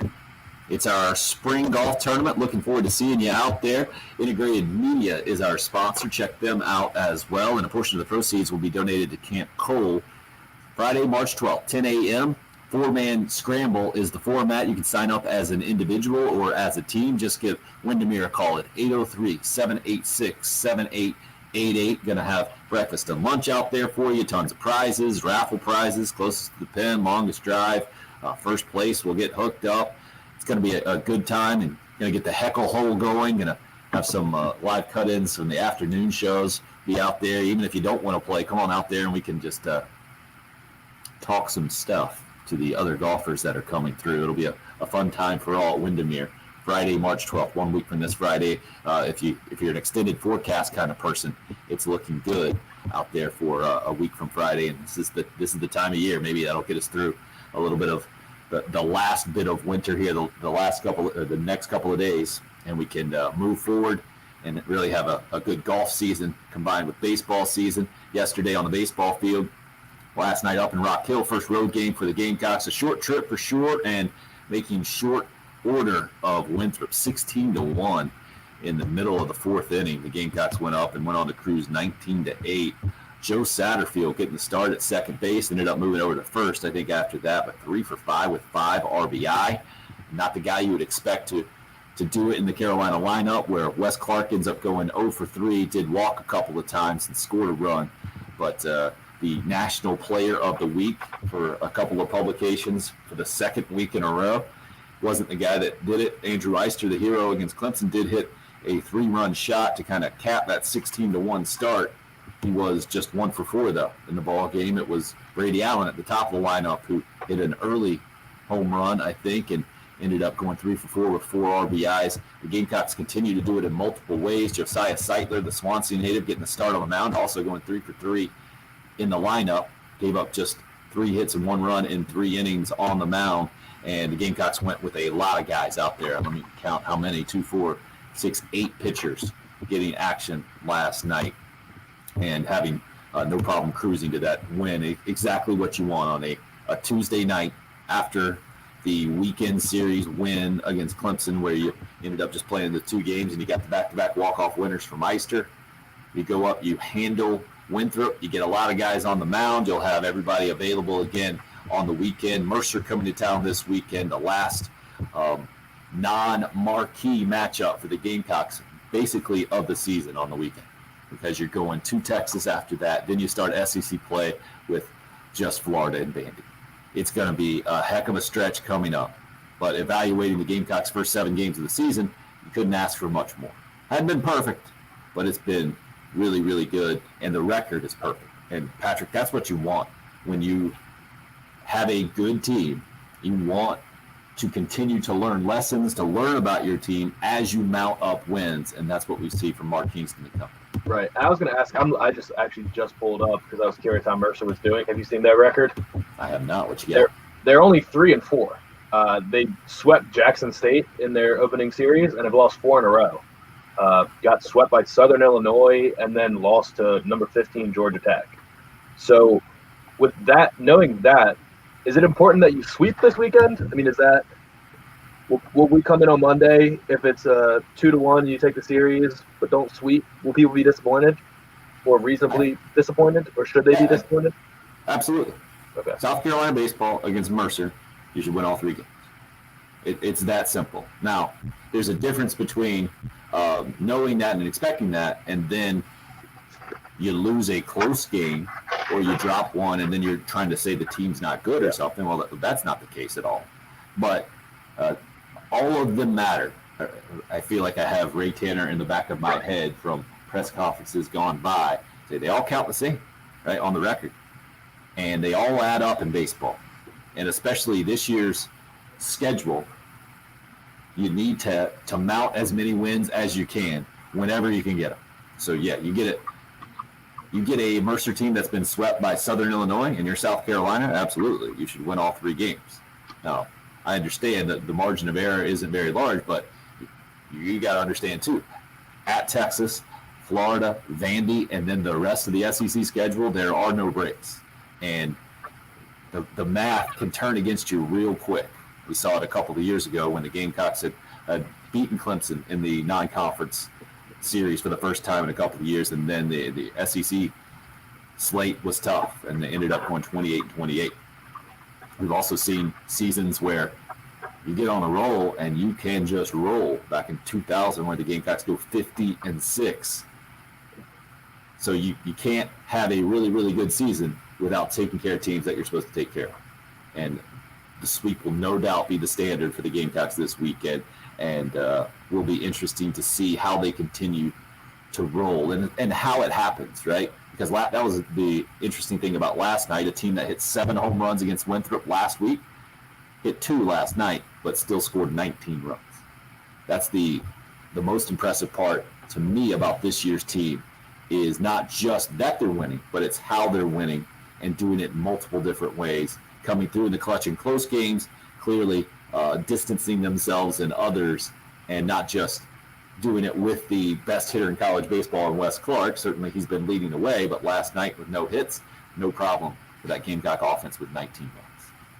Plenty more of you weighing in on the Gamecock basketball situation, I should say. 101-73 last night's final score. The Gamecocks now 7 out of 8 losses after the 6-game win streak loss streak was broken to Georgia in their last game out, but Arkansas continues its win streak now up to 10 games in the SEC. Had 3 guys with 20-plus points. Another guy hit 5 threes last night. It just wasn't pretty. And for the first time ever, Carolina has given up more than 100 points in more than one game at home in a season. 101-73, that final score. We'll continue that discussion as we officially kick off the second half of the program. That's coming up next. It's the early game here on 107.5 The Game.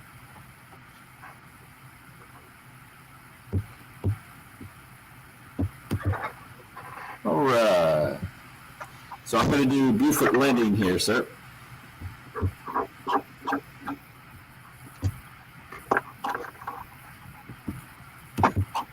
So let's say Patrick out. I'm going to pop this right up.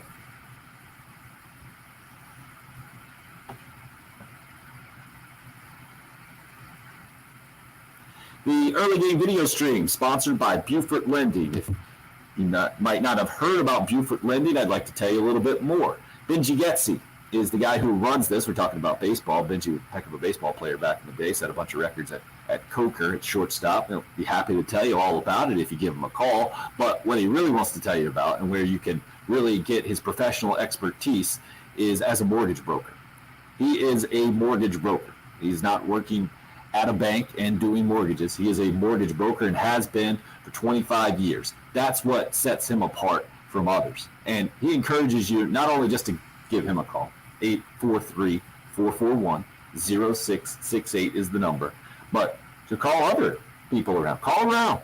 Benji wants you to make sure that you're doing your homework, because he knows he can get you the best deal out there. It's a great time, obviously, to get into refinancing or look into a new mortgage. Maybe you're looking into expanding your house. I've expanded the family, so I'm certainly in that mindset right now as well. Benji, I know, is going to get you the best deal out there because he's been doing it for 25 years, and his attitude is exactly what I want from my broker when he says, yeah, call him. I'm happy for you to talk to as many people as possible, and then just give me a chance. That's all he's asking for. Again, it's Buford Lending, Benji Getzi, 843-441-0668. My broker, your broker, and South Carolina's broker. That's Benji Getzi at Buford Lending.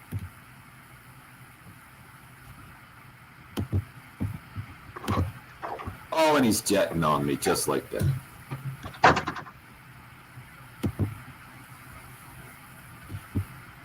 Let's see what else we got going here. Any comments to pop up? Got plenty rolling in.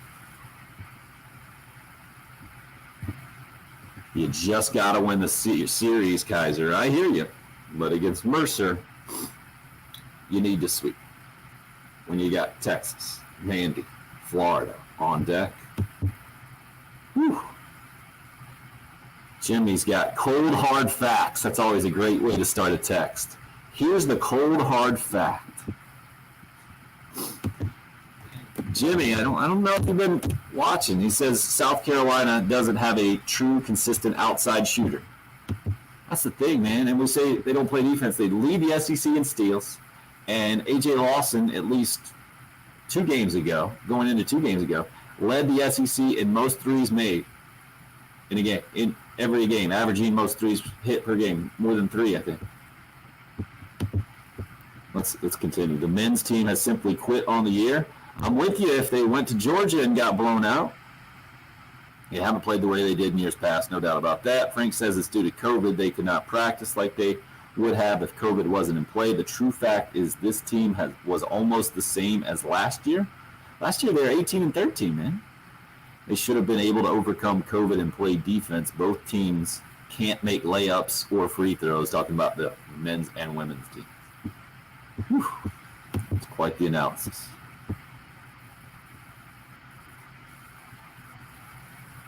Hot Sauce Ross. I love basketball and our team and coach, but when is it over? Let's keep it rolling on the diamond.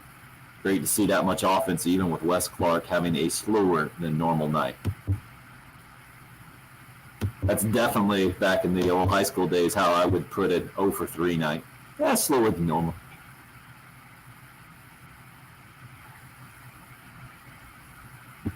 Yeah, Jay from the Interstate, interesting comment. I'll get to that. Well, that's the thing. South Carolina basketball, putting it in perspective. Patrick, you look very menacing when you're standing over the board like that.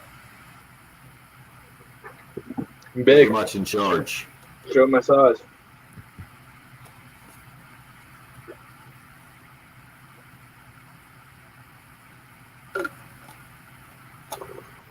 So if you're putting the Dolphins as the best shot to get Deshaun Watson, on the Panthers number 2? The Jets? Who else you put in? I would think the Jets would be number 2 because they have 2 first-round picks, yeah. And they have the number 2 pick. The number 2 pick is just extremely valuable. Because number 2, you get your pick of quarterback, which is substantially more important than number 3. You're basically going to get whoever's given to you. Right. And you have Justin Fields and Zach Wilson would both go number 1 in a lot of years. And I assume you have Wilson above Fields on your board? Yeah, I do. I just think he's has a more special arm, but they're so close. Fields is a stud. I don't have any issues with Fields. I don't know why people are saying that he should be dropped down. We're back.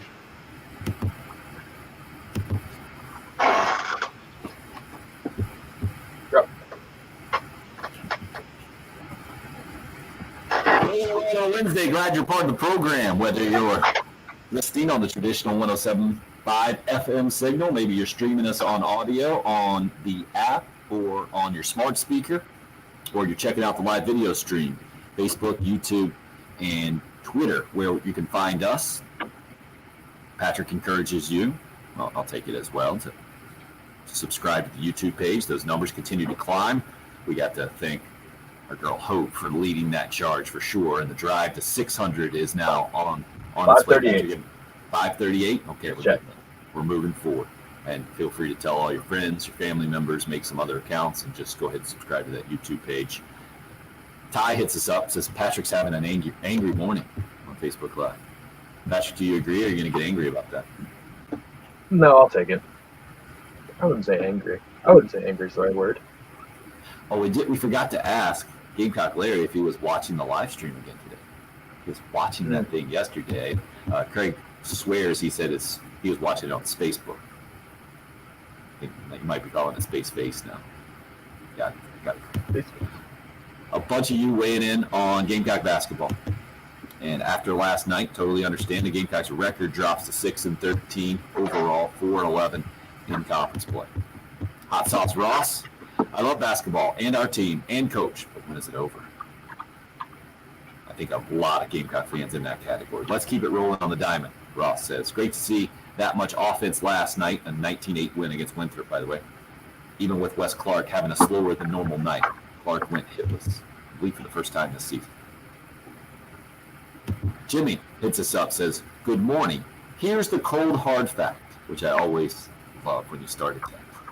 Basketball, both on the men's and women's side, he says, the teams don't have a true, consistent outside shooter. Jimmy, AJ Lawson's a good shooter, man.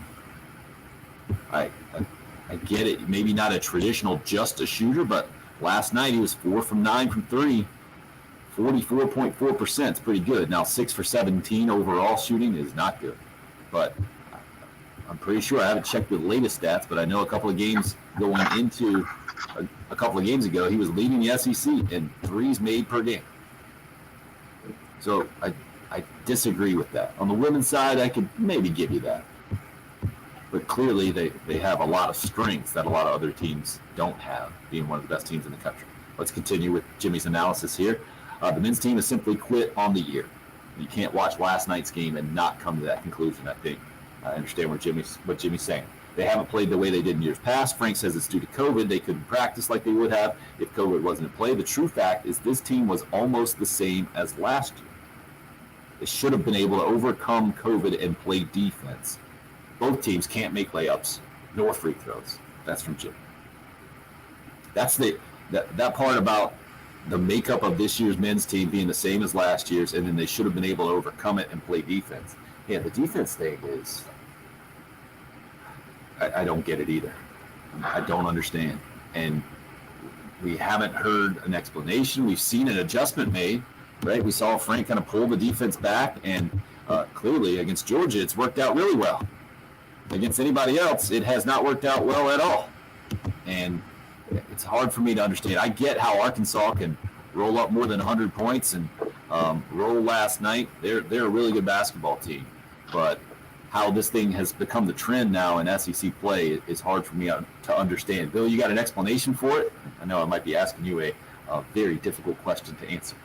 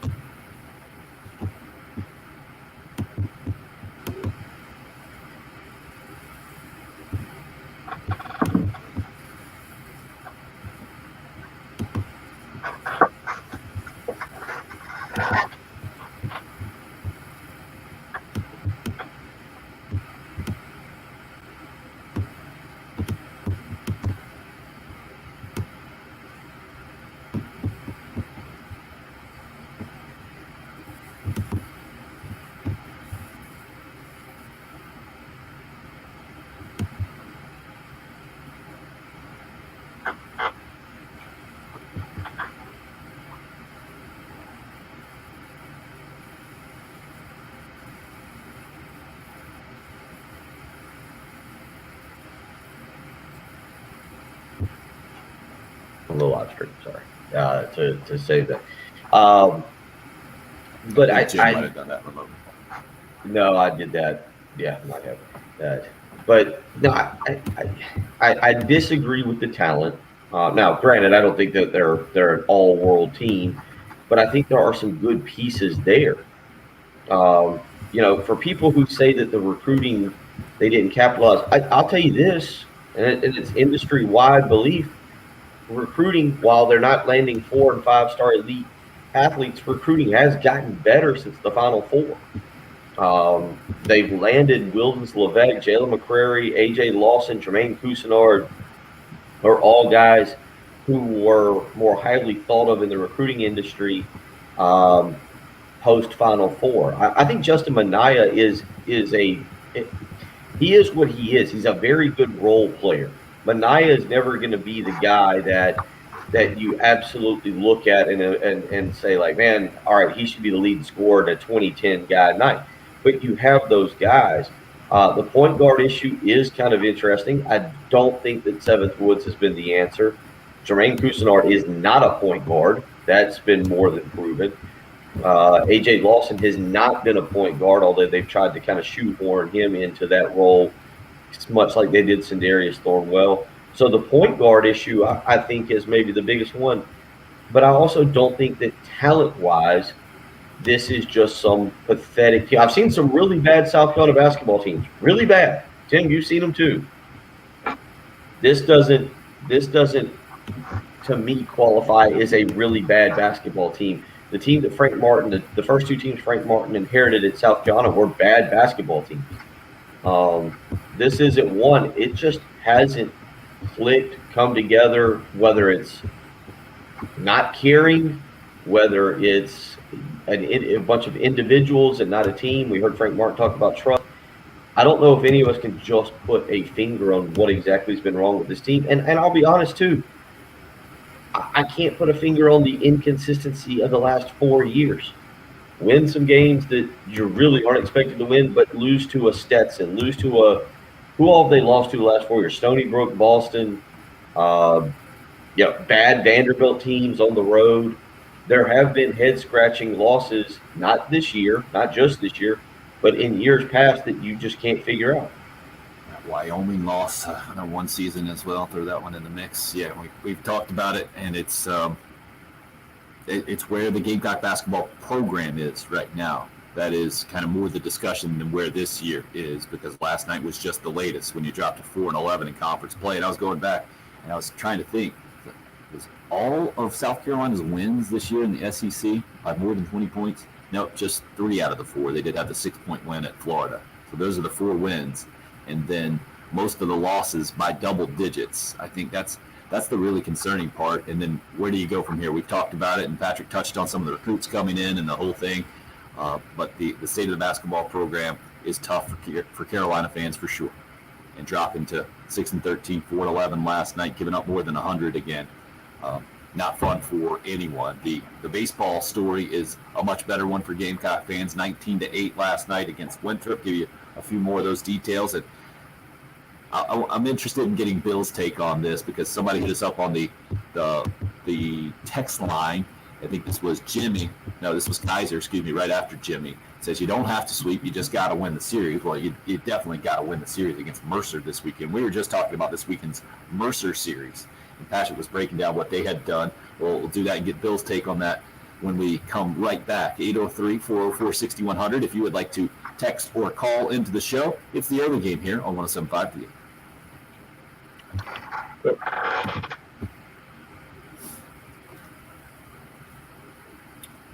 No 740 for Bill here. We're good. No, he had me backed out till 8:40. Yes.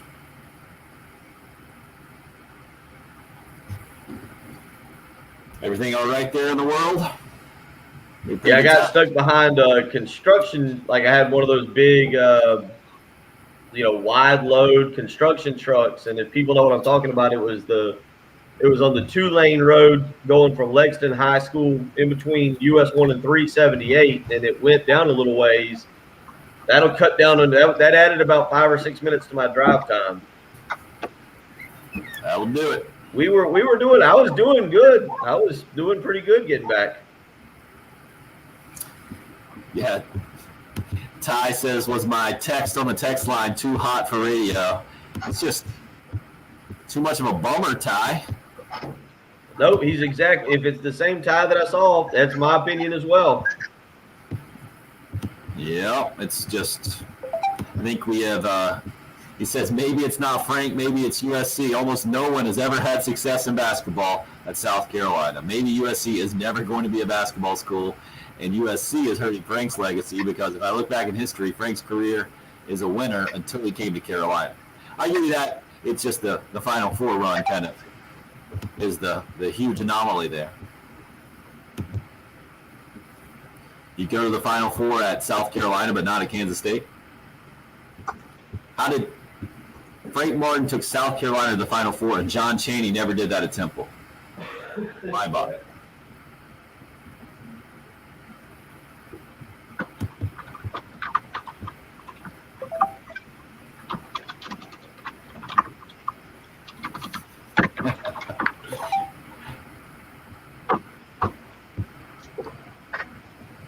My wife would go absolutely nuts if one of my kids came down wearing shorts in weather like this. That is not an option. They went over to their cousin's house yesterday. They were jumping on the trampoline. The cousin's wearing a t-shirt and shorts.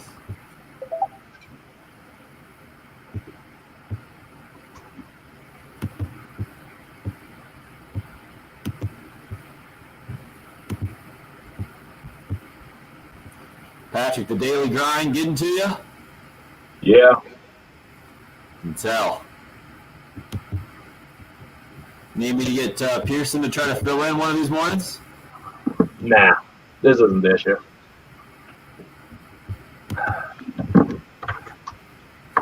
So Travis was impressed with your morning routine, Bill.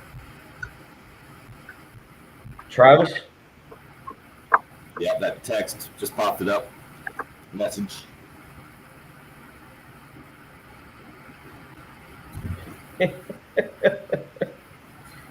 No, although I had to describe to Austin how to wear a pullover over a shirt. They had a wrong day to have wear your school colors day. If you're a South Carolina fan, cool.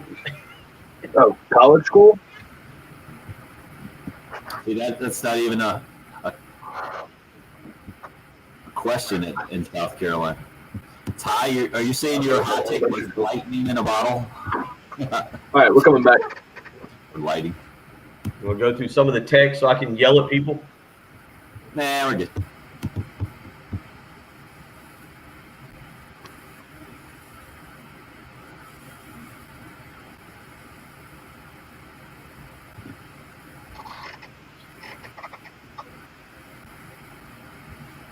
Yep.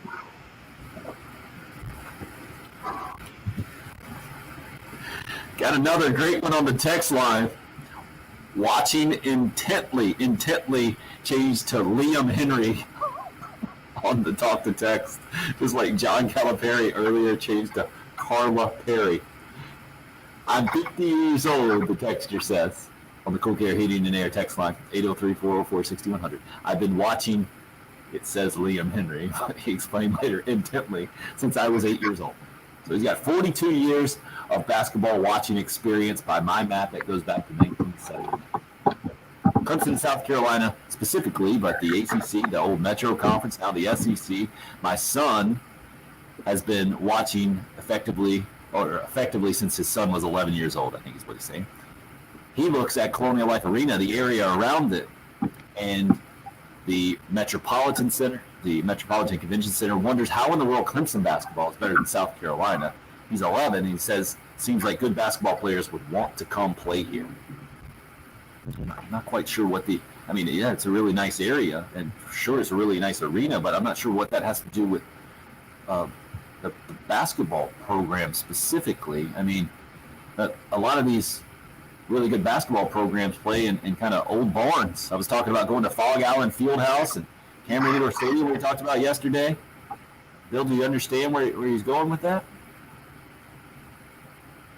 Yeah, there's a perception that amongst fans that South Carolina probably has a lot to offer, but I can tell you in the AAU community and nationally amongst other coaches, it's just not the same. It's kind of just a frowned upon program. I think Frank's again done a better job of recruiting. I mean, you look at the players, but for whatever reason this year it's just a bad basketball team, and it's not lived up to. It's not even been close to what they should have even tried to be. So. I don't know. It's a long history of guys leaving the state and bad basketball for South Carolina. Almost 50 years. Baseball, the exact opposite. 7-0. Mercer coming to town this weekend. Southern Illinois just swept Mercer. What do you expect this weekend for Gamecock baseball, Bill? Yes, we expect a sweep. They better sweep, right? That's what I was thinking. Hour 3 coming up.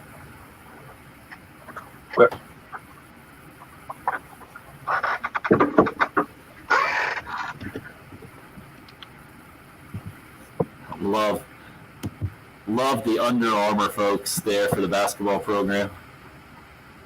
What? Under Armour doesn't help in hoops. Just blaming Under Armour. It doesn't. No, it doesn't. But There's a lot of things. Not that the go reason. on. So who's the top? Waddy, okay, I guess. All right, Hope, well done. 544. Nice job. And the numbers. I actually think Texas Tech is the only Under Armour school in the top 25. Oh, yeah? Yeah, Auburn's Under Armour, but Auburn's still Under Armour, aren't they? Yeah. Trey coming right back with, yeah, Steph Curry is terrible. So I didn't hear Heath yesterday. Apparently Waddy did. Did you guys hear Heath letting it all hang out on a texter?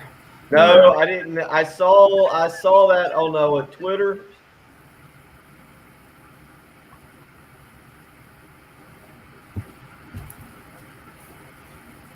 Did you guys see that text before the show, like yesterday at 9 p.m.? I don't think so. What was it about? Or should I? Scroll down to the last text of yesterday, and I think someone is setting up an interview for him, but Oh yeah, the one from the coast for Jamie Chadwell and the Coastal Carolina guy. yeah. Uh-huh. Saw that. Why? So why do they not have Heath's number? Is he gonna see that? Like, he's probably not gonna see that now. I'm sure they got it straightened out. I think the SID should. The idea of an SID texting the station to try and change interview is just. I opened the text, so it was unread before this morning. Gotcha. Why don't you shoot Heath a quick email? Nope. Okay. Thank you.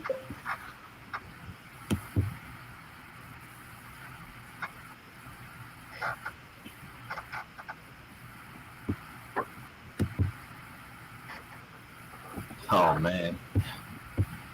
Day pointing out on the text line that the baseball team already has more wins than the basketball team. Took them 7 games. Good question, Trey. I think they were trying to push the Chadwell interview to 4:45 today, which doesn't really work for Heath's show. That would only be about a 9-minute interview, so I don't know what they're going to work out. Is that Milky Williams, Ty? Milky? Or it's supposed to be Mikey. I don't know. If it's Milky, I love that. What a great basketball nickname.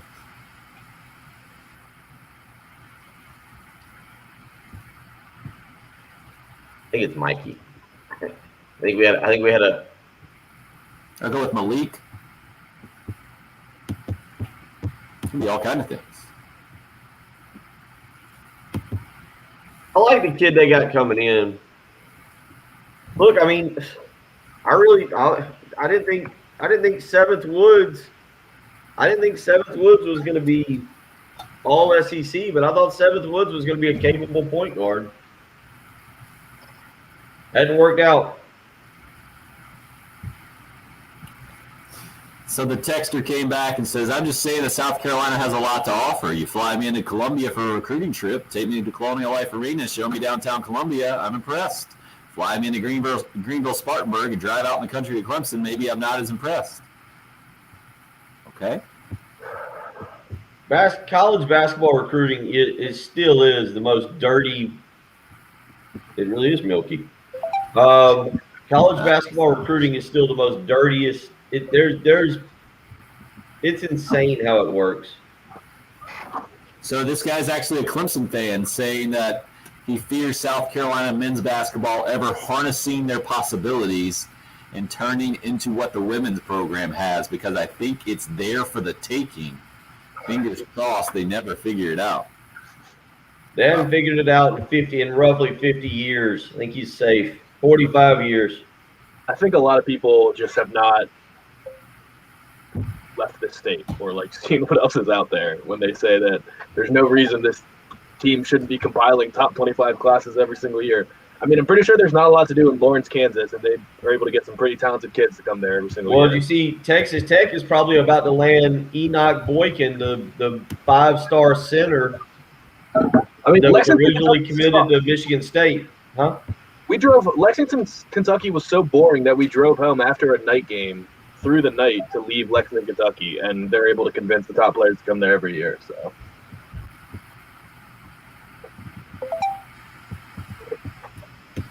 Good question. I think Waddy's got a legit question. It definitely could be. It wouldn't surprise me. Waddy. Nobody's going to pay him. Frank makes $3 million. $3 million. I'm not saying that's right or wrong. I'm just telling you what he makes.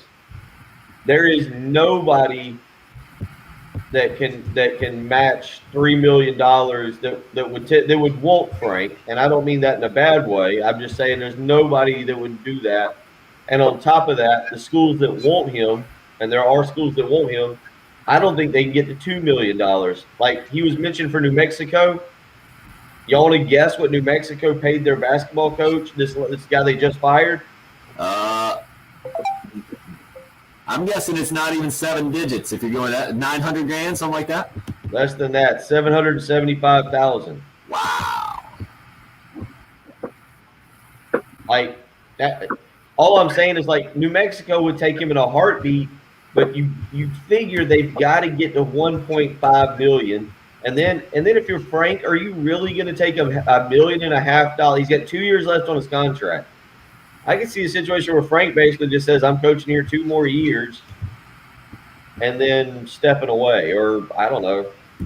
Miami's financially cash strapped. They just spent a bunch of money. They spent more money for football. They're invested. Miami's going all in on football. I don't think Larandega's making but 1.8. Am I right on that? He could also, first of all, he might not care that much about money. He might not. Now that's where it's different. So, I mean, yeah. Second of all, he might just. I'm sorry. Guess what? Waddy, who was all that? Who just said Miami? Jesse, Waddy, guys. How much do you think the Miami head basketball coach is making? $1 million. 1.4. 1.3. Well. So my point is, they're not even going to 1.5. At But final y'all got to four. understand. People got to understand. I can tell you right now. I've talked with a couple coaches. The general feeling is it'll come down to Bob Ritchie or Pat Kelsey. Bob Ritchie or Pat Kelsey. And I love Bob. Bob's a great friend of mine. Bob, when he was at Charleston Southern, I used to do a lot of work with him. Neither of them would be successful here. He's number 5 on ESPN's top up-and-coming coaches in college basketball. Bob is a phenomenal. Bob's Shane Beamer without with head coaching experience. We're coming back. Without the dad. Yeah, I love Bob, man. I'd love for Bob. I'd defend Bob Ritchie if he got beat, if he had 7 losing seasons. I love Bob Ritchie.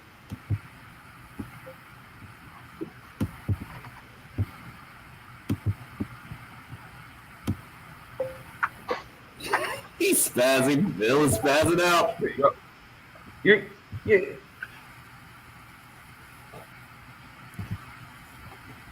Both hands shaking. My almost 11-month-old does this now when he's eating. He just he makes fists like this and then starts shaking them. He's spazzing out. We don't know what he's doing. I think his teeth are coming in or something. Bill just did a very similar move. That's why you got to check out the live video stream. because Frustration. you guys have heard me say that, like with basketball, and Travis on the live stream, and I was texting with Travis yesterday, and I really like Travis, and I did this to Jan a couple weeks ago. I can get mad at you and still be friends with you, but this is the kind of misinformation that people just say that it just drives me crazy when it comes to basketball recruit or any basketball knowledge. So on the live stream, we're talking basketball recruiting, we're talking basketball stuff, and Travis says, or they're going back and forth on the live stream. Waddy says there's no reason Georgia shouldn't be world beaters with Atlanta right there. And Travis says Georgia has the #1 recruiting class in basketball and just landed the nation's top player. No. No. Stop, please. Michigan has the top class. Juwan Howard's killing it. Michigan's back, baby, except for last night. Ignore last night. Don't look behind the curtain last night. Florida State's 2, Villanova's 3, Kentucky's 4, Louisville's 5, Memphis is 6, Michigan State's 7, Baylor's 8, Creighton's 9, Connecticut's 10. You get the point. Like, nothing against Travis, but people just say stuff about basketball. South Carolina technically has a top 40 recruiting class. Well, technically, they're 39th on 24/7. I'm reading right now. They're ahead of North Carolina. I've gotten to 50, Bill. I haven't seen Georgia yet. Still looking for Georgia. Keep going. Sorry, keep going with your rant. I'm sorry to interrupt. Georgia's 13th in the SEC. Georgia's 13th in the SEC. So I don't know where that puts them nationally. That's just a nice way of putting 69th in the country. All I'm saying is there's things that get said. It's kind of, and again, Jan Bennett, who I'm friends with, real good friends with. I think I'm good friends with. I consider him a friend. I don't know what he considers me. But he sent me a text message the other day, so we text back and forth. And a few weeks ago, we're on the live stream, and he's like, and he just randomly, he's like, Miami's 18-7 this year. I was like, no, they're not. Like, there's stuff that gets said about basketball. I'm not saying South Carolina basketball is any good this year. You guys have eyes. You guys and girls, y'all have eyes. You're fully capable of seeing what's happening. If you watched, kudos to you. I don't know why I watched the majority of the game last night. I don't know. I'm not saying South Carolina basketball is a good team this year. I do think there's more talent on this team than whatever their record is. What are they, 6-14 now? Something in that ballpark. I think on the live stream, Bill. I think that's exactly how talented they are, to be honest. See, I disagree with you on that. Last year's team was 18-13. Right? Yeah. And I love Coach's a good coach. And I love Kotsar. Don't get me wrong. I love Kotsar. They don't have any talent in the front court. I disagree completely. Bill just put his head down. Go ahead. Pitch it to me. Pitch me where their talent in the front court is. You don't think Wildens Levesque has any talent? Just not offensively, no. I think he's good. I think he can do some things, but who this year has been the guy they just got in? That guy's not talented enough. Game has been 6 points. But you're not talking. We're not talking about production. A little bit talented. I think if he comes back fat, like 20 pounds lighter next year and can be a little bit faster and more athletic, maybe there might be something there. But this year has been dominated by big men. And if you just look around the country at some of the big men, we talked about the Illinois kid, Kofi Coburn. Obviously, Luka Garza is the best player in the country right now, so that's not the same thing. But Xavier Tillman and some of these guys are just so much better than anything that South Carolina has. Go ahead, Bill. I mean, stop rubbing your eyes. A lot of people agree with that. You're so smart. Well, of course, a lot of people agree with it. Roll your eyes. Of course, a lot of people agree with it. Like because people just come up with whatever they want to with regards to. We haven't seen it. You haven't seen a dominant performance by a big man. Chris Silva was a great big man. You know what? He wasn't. Here's the thing. When Chris Silva was a sophomore, I don't think, Patrick, you were with this. Tim, what did I say about Chris Silva and Yante Mayton? That Chris Silva Remember was that better, conversation? and you got ripped for it because it just wasn't true. And who's in the NBA and who's not? Like, who developed more? Chris Silva for sure. Like the people like Patrick, you're one of those same people that thinks apparently South Carolina lands elite. What were you saying about Mike Kotsar after his junior year? What were you saying about Mike Kotsar after his junior year, Patrick? What did I say about Mike Kotsar? You ripped him. We made fun of the thing we said he was best for was his hair. You and I had a conversation that he might have the best hair in the SEC. That's what you and I said. David says lint is causing anger. It's totally true. Why are you guys yelling at each other? You guys get a national show. Well, because Bill's rolling his eyes like because it's just like you expect. When I said they're not that talented in the front court, you expect these guys. There's not a big time player. There's not a big time player in their front court. That's your opinion. No. I'm not yelling at you anymore. Whatever. But that's different than saying they don't have. But that's different than saying they don't have any talent. It's SEC basketball. Every team has talent. I mean, it's all there's levels to it though. Agreed. But they might have one of the least talented. Patrick, hold on a second. hold on a second, though. You would then have to also concede that the talent from A.J. Lawson and Keyshawn Bryant is above most SEC teams, right? I think those are the two players that would average, that could start on the majority of the other SEC teams. The only two. It's still a talented team overall. That's the thing. There is talent, but this year's team is not good. There's no one arguing that. Bill, I think this actually comes down to, and this is a great point on the text line here. On the live stream. Who had this here? David. I've never heard this analogy. I love it. Men's basketball program this year can be summed up like playing it on an Xbox and your X button is shorting out. Time to fix the wires. It's not the controller. Just replace the wires. You got to find the short. And I completely disagree with the analogy. That's the analogy if it usually works. The thing about Gamecock basketball is that it hasn't usually worked. The anomaly is that Final Four run. The anomalies through the years have been NCAA tournament appearances, not the opposite. And so I think a lot of people expect that it's a program that does work, and for some reason there is one issue here or there why it's not working, like a short, like David said. I think it's more like you have the Xbox controller, but you don't even have the console, and you're expecting it to work half the time. And that makes no sense at all. The question now, moving forward, is Frank Martin the guy to continue to run the Gamecock basketball program, or has he come to the end of his tenure? And we had somebody hit us up earlier saying that Eric Musselman last night was up big at the end and coaching his tail off, and Frank Martin was sitting down and it looked like was hardly coaching. I understand coming to that conclusion as a fan watching the game, but I don't think that's the one thing you take away and say that you have to move on, because last night in college basketball, it was Frank Martin's closest friends in coaching in the marquee matchups.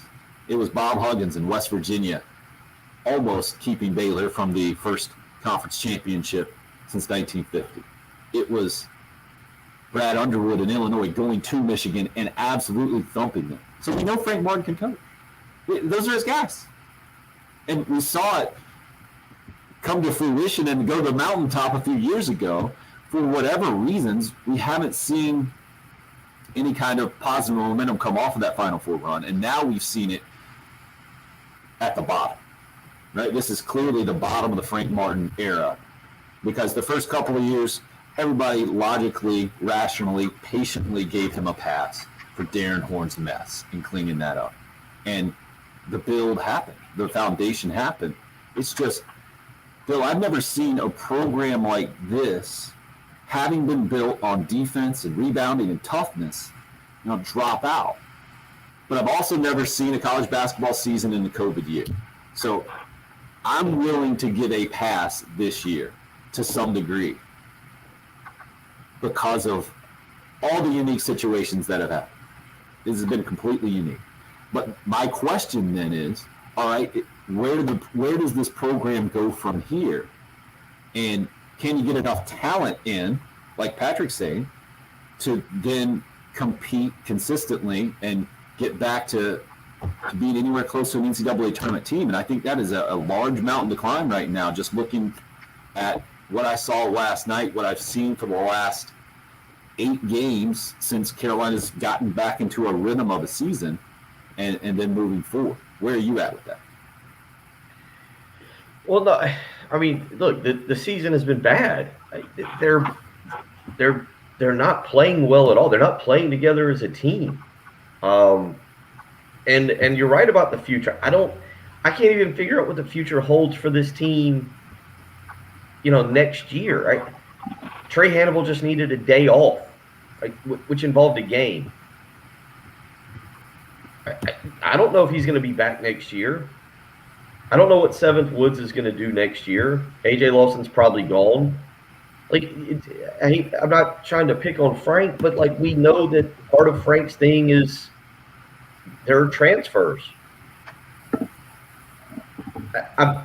I think that also is what maybe, I don't know if it bothers anybody. Maybe people aren't even focused on the future anymore. They're just focused on the past, which is fine, and the now, which is 6-13. But you're right. There's no way a run here at the end. Well, it is the end of the season. I'm sorry. It's hard to believe we're on March the 3rd. But unlike years past where you saw a run and you could kind of get excited, you're not going to have that this year. So where there's a part of what Patrick says that I can completely understand and I can completely agree with, because I don't know.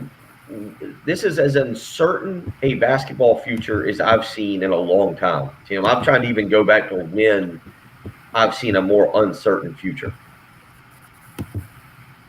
And so I get the anger and the issues there. What I try to figure out is, okay, what is the next step? Right. I don't know what the next step is.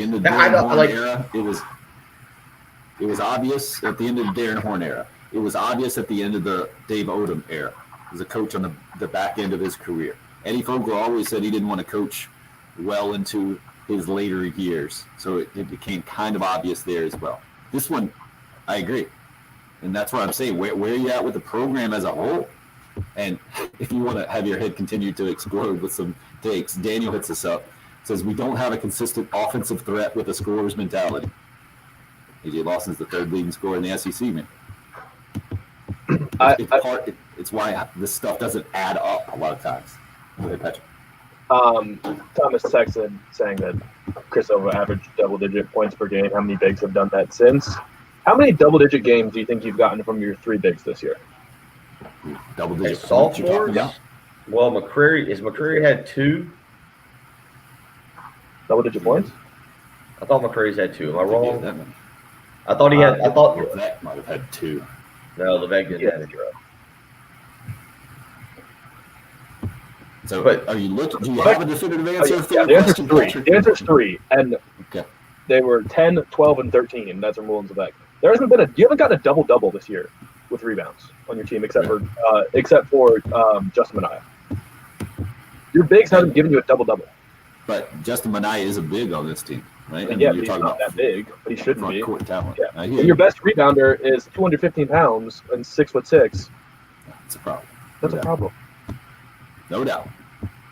803-404-6100 if you want to get in on the conversation. You get the live video chat up and rolling. And Travis, owing up to his major screw-up, says he'd seen an article from Dog Nation pop up on his screen last week, and it said Georgia had the top class. It was from 2 years ago. It happens, Travis. Thanks for owning up to it. We appreciate that.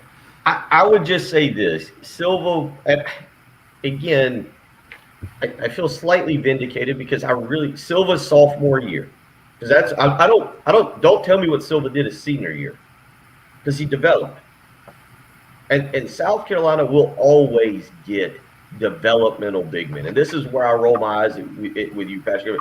They got South Carolina unless there is a ridiculous tie to the university, or just a kid who wants to come play. The tie, and I know they're not big men. 3 guys in my lifetime in state. Bud Johnson, you get to go Bud Johnson, Tony Kitchens, Rolando Mountain, Tony Kitchens. I didn't even go Bud Johnson. I was throwing Brandon Wallace in there. Okay, and I think Brandon was a lesser recruit than Bud Johnson, but Bud was back in the late 90s. And the only reason I'm saying this is South Carolina's not getting immediate impact bigs. They got one in Chris Silva, and we ripped Chris Silva's sophomore year, when I made that comment about Chris Silva, and you guys, and Patrick, you weren't around for that, just thought I was a complete moron because I thought Chris Silva, his sophomore year, Silva averaged 14 and 8. And at that time, I was like, he's going to be a really good big man. He's really good. And I made that Yante Maton comparison, and people just went off the rails on me.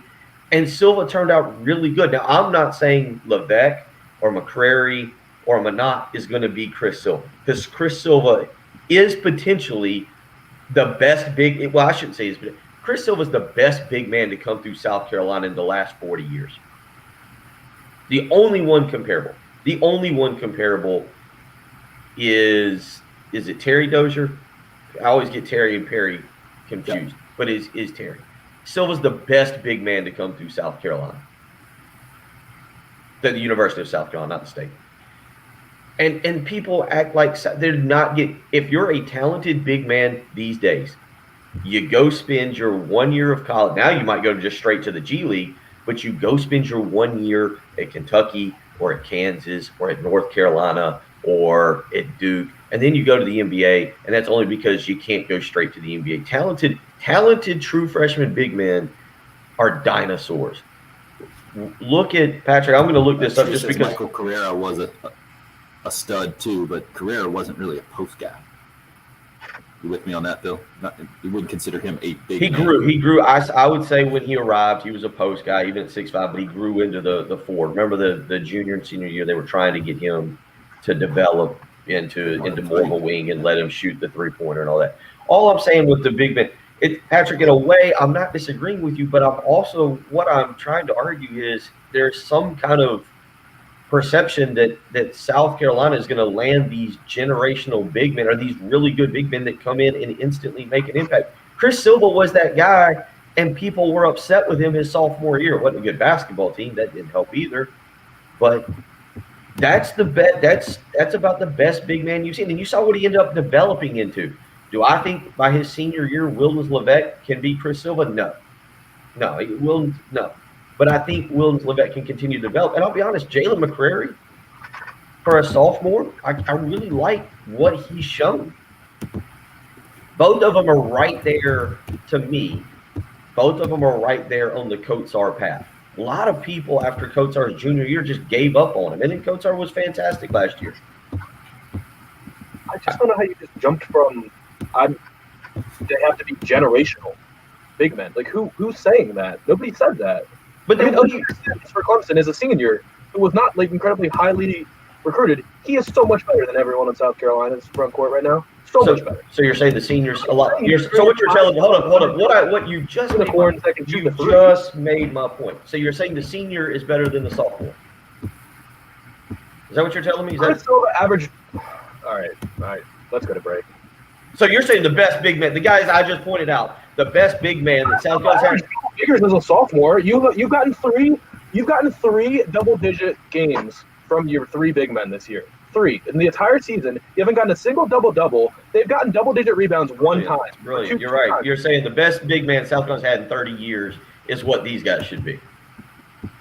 That's what you're telling me. The best. Were you listening when I brought him up? Okay, so there's nothing in between. Okay, never mind. Exactly. Yeah. You're right. You win.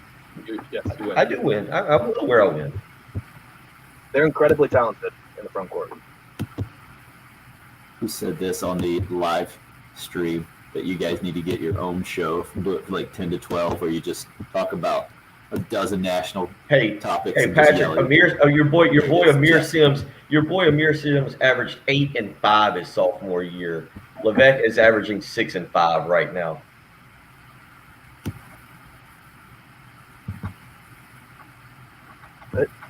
Let me go back to the live stream so I can look at you. What are we talking about? What are we talking about right now? Pat is ready to explode, Ty says.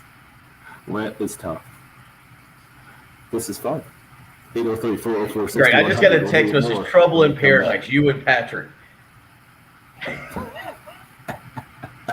That sounds like Reggie Anderson to me. No, Reggie said Patrick is a closet. Reggie texted me. Patrick is a closet Clemson fan. That's right. What shirt do you got on? You got your Gamecocks, don't you? Isn't that your Carolina sweatshirt? Is that your Carolina sweatshirt? Sure is. Yes. Yeah. And I think Patrick is where Jim is on the Cool Care Heating and Air text line. Jim L says, "I'm sick of hearing about talent. I want to see results. Let's stop talking about talent." I can totally agree with. I think that's the best text of the morning. Richard says, "Let them have at it, Tim." I've gotten some tweets. Jeff said FC doesn't have a big man that starts for any other SEC team, including Vandy. Nobody's disagreeing with the results. I think you were coming at it from the talent standpoint. That's where that disagreement was. That was fun to do. We're all smiling. Well, Bill's smiling. I don't think. I feel like a lot of people are stepping in to try and Maybe break not to be in this the up. There's a lot of people right now, like what was this? I like Robert said, thank goodness Patrick and Bill are remote locations. Chad says, subscribe to the YouTube channel for this right here. The breaks are even better than on air. We got to do one of those. It's the early game here. I'm going to 7-5 the game. All right, you got it loud here. Patrick, what time was All right, we'll let these guys cool off a little bit here.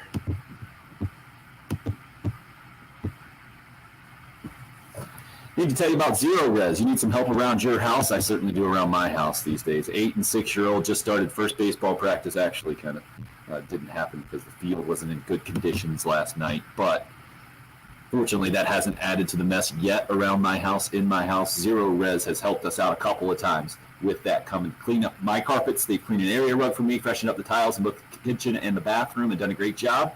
Impressed my wife with the results. My wife and I are especially impressed with how Zero Res gets their results. It's a patented powered water system. No harsh chemicals involved in the process. Nothing for us to worry about. Also, no soapy residue left over. That's why my carpets have stayed cleaner longer at my house. Yours can at your home as well. Or if you're in charge of a business, check out the commercial cleaning division over at Zero Res, working businesses day and night, making sure everything is clean and sanitized and following all the CDC guidelines in the process.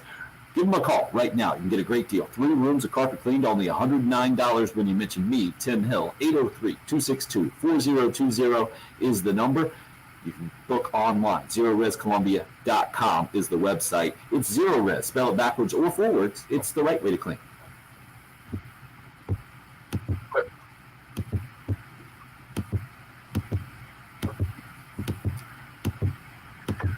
Oh, spazzing on the live stream. Thomas is a moron on the text line. I think it's the same Thomas that texts me. That was fired up. Go ahead, get it out, man. Get it out. Hold on. It is. It's the same Thomas that sends me personal text messages, so I completely ignore his opinion. Why do so many people have your number? Well, Thomas, I used to play basketball with. Reggie Anderson, obviously. Reggie. And then Heather texts me. She's my neighbor and listens all the time.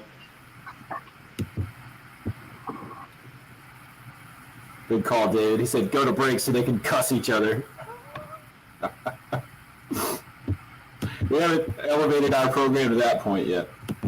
Who needs sanctioned boxing? Well, who's the guy? Somebody texted in a while ago that said we should have a 1 or 7-5 a game, like Royal Rumble or something, and Bill would be the last one standing. I would be the last one standing. Remember we got that text one day? The dude was hammered and texted in at like 3 a.m. or something. Oh, I have a big butt. Called me big butt. Yeah, I remember that. Yeah.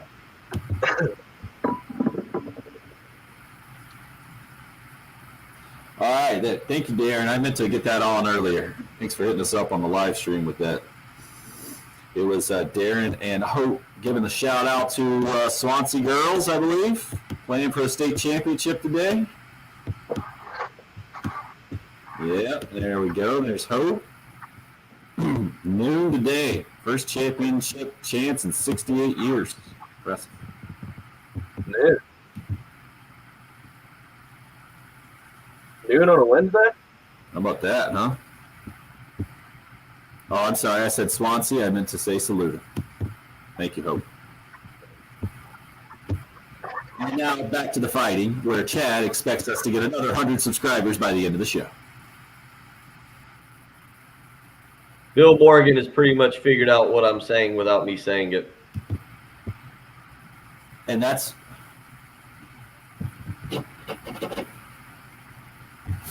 where I don't quite get it there.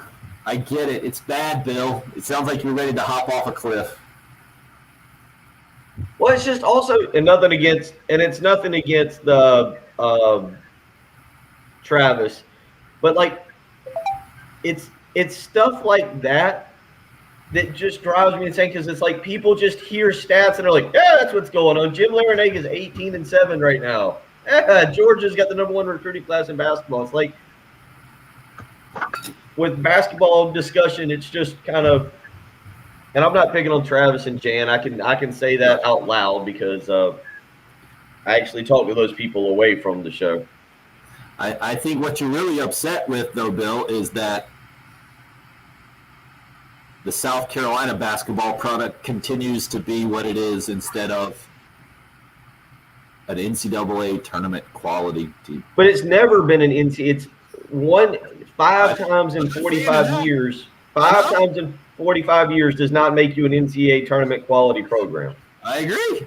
And I'll admit, I'm jaded because I sat in a lot of those hospitality rooms with other college coaches, both mid-majors and high majors. And they basically all are like, it's a dead-end job. It's a dead-end job. You've had Bill Foster, who did good at Duke, stunk here. Eddie Fogler had 2 good years. Dave Odom had 3 good years. Frank Martin's had, technically, I'd give him 2 good years. That 1 year, maybe 3. But they should have gotten into they would have gotten into the NIT last year. Cullen, I love the Rocky. Come back. That's Patrick. He's got the hoodie. He's right there. Should be Patrick. Yep. Now, Patrick, you did say that 50 Cent trumps Jay-Z, right? I think I like 50 Cent's music better than Jay-Z's. Well, turn Yeah, it I back can live with it. So instead of all the right. Rocky theme, like Cullen's envisioning, he could go with this in the background, running up the stairs of the state capitol, training right now for you guys showdown. You guys need to work some stuff out. Both Pretty of much you. what that is. No, here's what I want to know. People get mad at us because we goof off a little bit too much and we get sidetracked and we talk about random stuff. We've gotten on some random topics before, and people are like, oh, they don't talk enough sports. They're too goofy and they're too silly, and they don't talk sports. So then we have a segment like that. And that's part of Sports Talk Radio. Patrick and I can yell at each other for, what did we just do, 26 minutes, where we do, obviously, if you were listening, you were like, man, I don't know if they like each other, and they clearly disagreed. Yeah. And yet we're fine. Off air, we cut up and we have a good time. That's part of sports. So what do you prefer more? Because then there's going to be people like, that type of radio stinks. I don't want to hear 2 people yelling at each other over sophomore stats. That was a sportsy. That was the most 20-minute. Yeah, you want to talk NFL. That was the most 20-minute. No, I wouldn't hear people yell at each other. Oh, okay. Oh, that's true. You've been listening to the DC guys a lot lately. You were ready for. You were more ready for that segment than I was, because I watched reruns of the Chappelle Show the other night. Yeah, I want to hear radio hosts yelling at each other and arguing, and then telling the callers and texters they're dumb and this is why they're sitting. That's what I like. One person, One not subscribed. If you're not watching on the live video stream, by the way, Bill's first comment during the break was, "Thomas is a moron." Well, that's because Thomas sends me text messages directly, and his points are always so off. They're always so off. And all I'm saying with the big guys, and we'll move on. All I'm saying with the big guys is this: I think Levesque and McCrary, and I like Manat. Manat should be a high school senior right now. That was the reason they went ahead and brought him in, is because he could spend technically his senior year playing college basketball, not lose a year, and he's a freshman next year. I think they have a chance to develop. They need to develop. If they're still doing this in 2 years when they're seniors, then I'll agree with each and every one of you. But the bottom line is, their development, I see it. I feel like it's coming. But please don't compare him to Chris Silva. Chris Silva was really good, and I don't feel. No doubt. your logic there is flawed, I think, because overall, this is an experienced team. So you can't always say, wait 2 years. There's some guys on the roster that have to develop. There are always going to be younger guys on the roster that need to develop. No, and that's actually an excellent point on if we're just using their stats. This is not a post-centric team.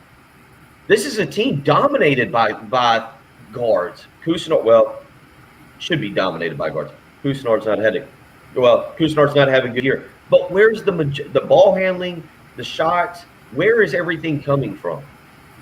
Couisnard, what did Couisnard take last night in terms of shots? He took 16 against Georgia. Like, I get what we're kind of going at, but I also want to point out that this is not a team. This is not a team like even last year where you threw it into Kotsar a lot. And you got these, that's all I'm saying with the post guys. That's all I'm trying to point out is that, like, with a lot of these post players, and you've watched over time, Kaichanis, Hekevicius, give me other. Who else is? I mean, the guys that end up sticking around for 4 years. Right. But the guys that end up sticking around, like you see, even Alonzo Frink was showing development last year. Was he not towards the end of the year? Yeah.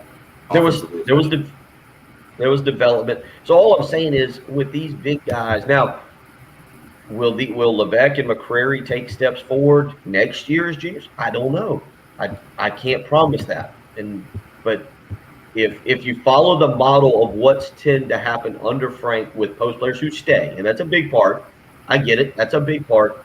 You do typically see development from year 1 to year 4. And I could see the same thing with Levesque and with McCrary and with Minot, and I'll be interested to see what Frank looks like next year. B from Columbia. Interesting take. Cool care heating and air text line. I will always go for my Gamecocks. Win or lose, he says. When it comes to men's basketball, however, there just hasn't been any excitement. Frank seems like a great guy and a good coach, but you have to have excitement around the program. Even the Final Four run, people were skeptical, just waiting for us to come back to earth and lose. I think we can all agree recruiting's been up and down at best, but he always seems to have 1 or 2 talented guys with holes everywhere else. B, I would tell you, going into I forget the math now. Is it 2019-2020 season? No, the one before that. The most excitement that we've seen in a preseason around Carolina basketball. And then the team didn't back it up. And then even coming into this year, I think there was some tempered excitement. The expectation from an SEC preseason poll standpoint was as high as it's been. Mm-hmm. You can't blame fans for not being excited about losing. I don't think this has been an excitement issue at all. This has been a lack of production here in the last couple of years, and especially in some of these games, not this season, but the year before, where you got to win, like Stetson. And then this year, it's just been a falling off the cliff in a lot of ways. Listening to Bill and Patrick, Josh says, is like listening to my 2 boys argue over a video game. Hilarious. So are you guys good moving forward, or do we need to? I think that's sports talk radio. I think it's sports talk. It's sports talk radio for me. I can yell at Patrick, and then off air we can cut up about something else and talk about a Netflix show. My dad gets mad about that too sometimes because he hears us argue, and then he thinks I'm just angry the rest of the day. I'm typically like, I'm a perfectly capable person. If you can supply an argument, which Patrick did, if you can supply an argument and back it, I'm okay with arguing and yelling and screaming, and then 2 seconds later, being perfectly fine. That didn't necessarily work in marriage because when I was married, I would get mad. There would be an argument, but like 5 minutes later, I was perfectly okay, and the other person wasn't. And I was like, "Hey, what do you want to do for dinner?" And they were like, "Nothing with you, buddy." So like that's where it went a little on the rails. But like I can argue with Patrick and be okay. We're all right. We're fine. He's wrong, but I'm fine with it.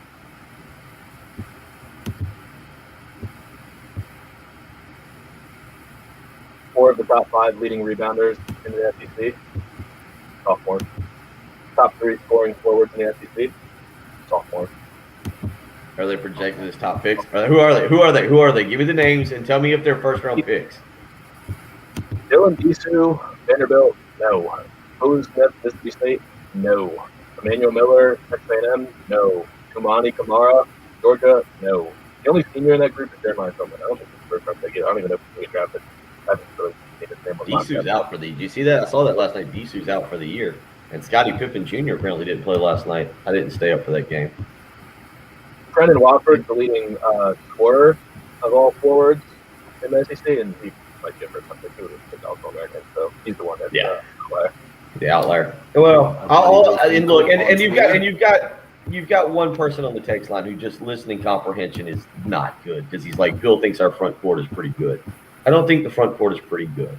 And get your ears checked because, like, that's not what I'm saying. Do I think they have a chance to develop? Yes. Are they pretty good right now? No. They're not going to win South Carolina basketball games. But I also don't think they're – I'm not going to embarrass anybody because I was about to go on a list of names of post players I've seen come through this university the last few years, but that's just unfair to those guys. But the bottom line is I don't mind – I don't think the post players are losing games for South Carolina this year. What I think is losing the games is bad front court play. Bad shooting, really bad turnovers. TJ Moss had a turnover last night that if Austin would have done in 8 to 10-year-old basketball, I would have pulled him out. Moss came down the court in the second half and for some reason decided to drive right, jumped up with his left shoulder in the defender's chest and tried to throw it back across his body across court, and it hit the defender in the elbows and resulted in a dunk for Arkansas. I would have. His line, The 8-year-old, by the way, sums up the season. 7 assists, which I think might be a season high for anybody on the Gamecocks. 5 turnovers, 4 points, 3 steals. It's a Trey Hannibal line. It's a lot of numbers. By the way, just we'll move on to something else real quick. Just speaking of passing, did y'all see the LaMelo Ball pass against Portland the other night? Did you see it, Patrick? Pass, little back spinner. Do a reverse backspin pass through 2 guys for a layup. LaMelo Ball, as much as I dislike Lamar Ball, and I think that Lonzo Ball has actually been good and is quiet. I like LaMelo Ball is going to be pretty good. If you're a Hornets fan, you got a piece to build around. Dude's going to win Rookie of the Year. All right, back to whatever.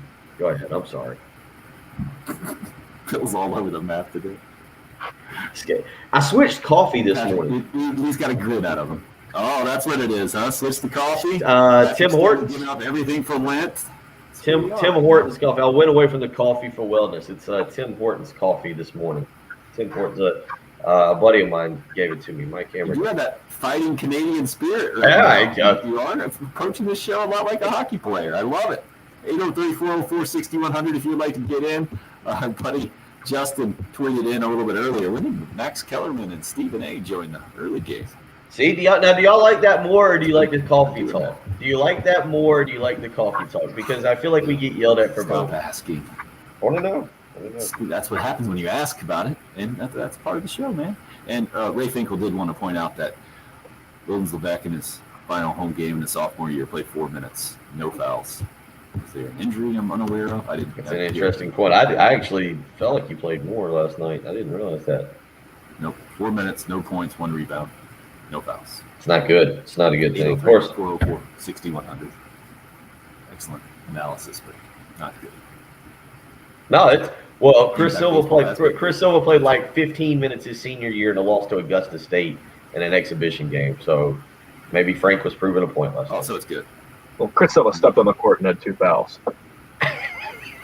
Came into the game with a foul. They gave him a foul before the game started. He did. He was checking in. They just went ahead and blew the whistle. Yeah. All-time Slap the record table holder. too hard. Don't forget that, guys. Shot from the top. This is the early game. It's 107.5. Frank Carter. Got it.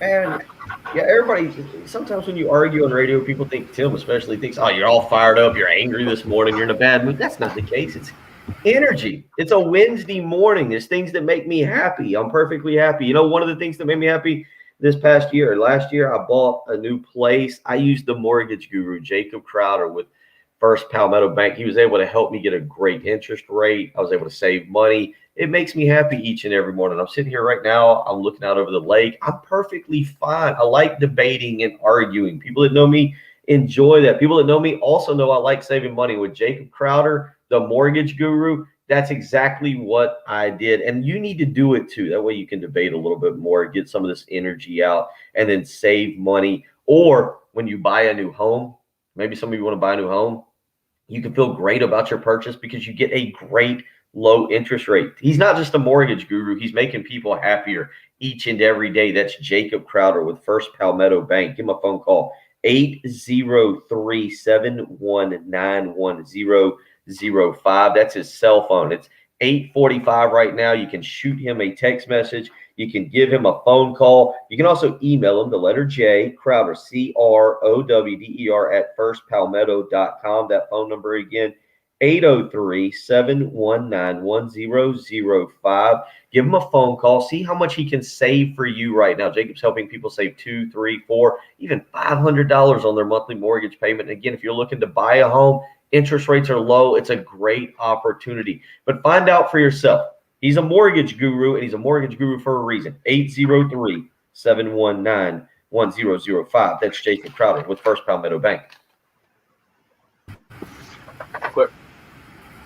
I'm going to run to the bathroom. All you guys on the stream here.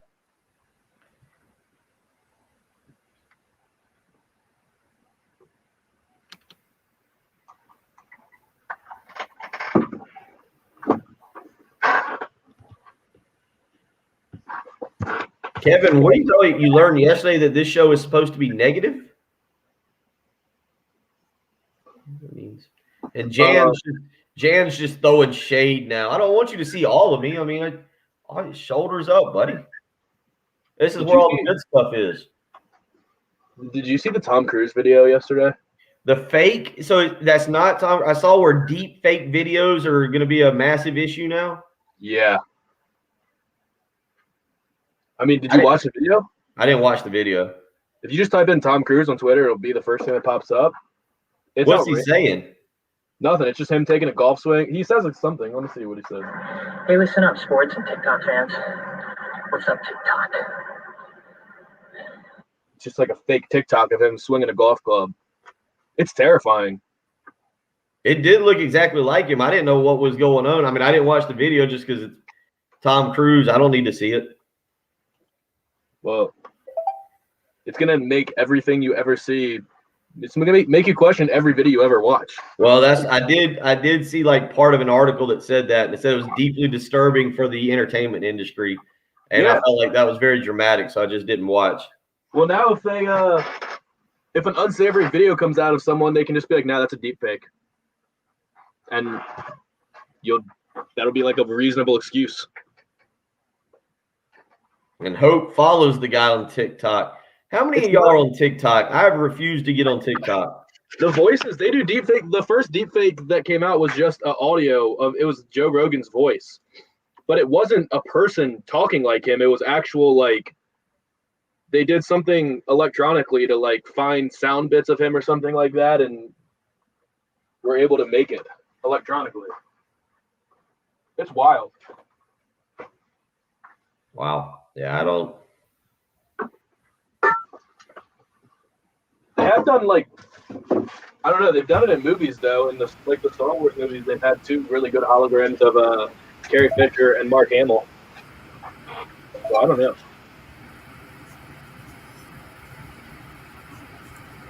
You'll see the video though. It's everywhere on Twitter.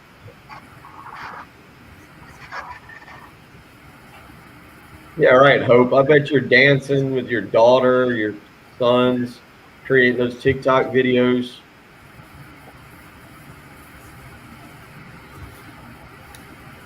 One I watched yesterday, just on Twitter, was the Joey Molinaro, I think is his name. He does the impressions. Was doing Mel Kiper's take on what to get for lunch. Good stuff. We need Bill and Patrick wrestling match. Jen has to be a referee so she can turn her back and let Patrick smack Bill over the head with a folding chair.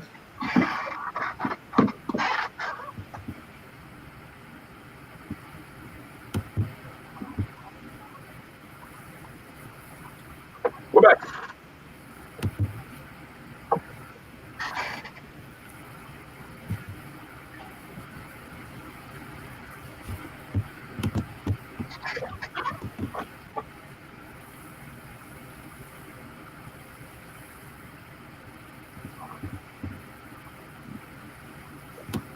Yep.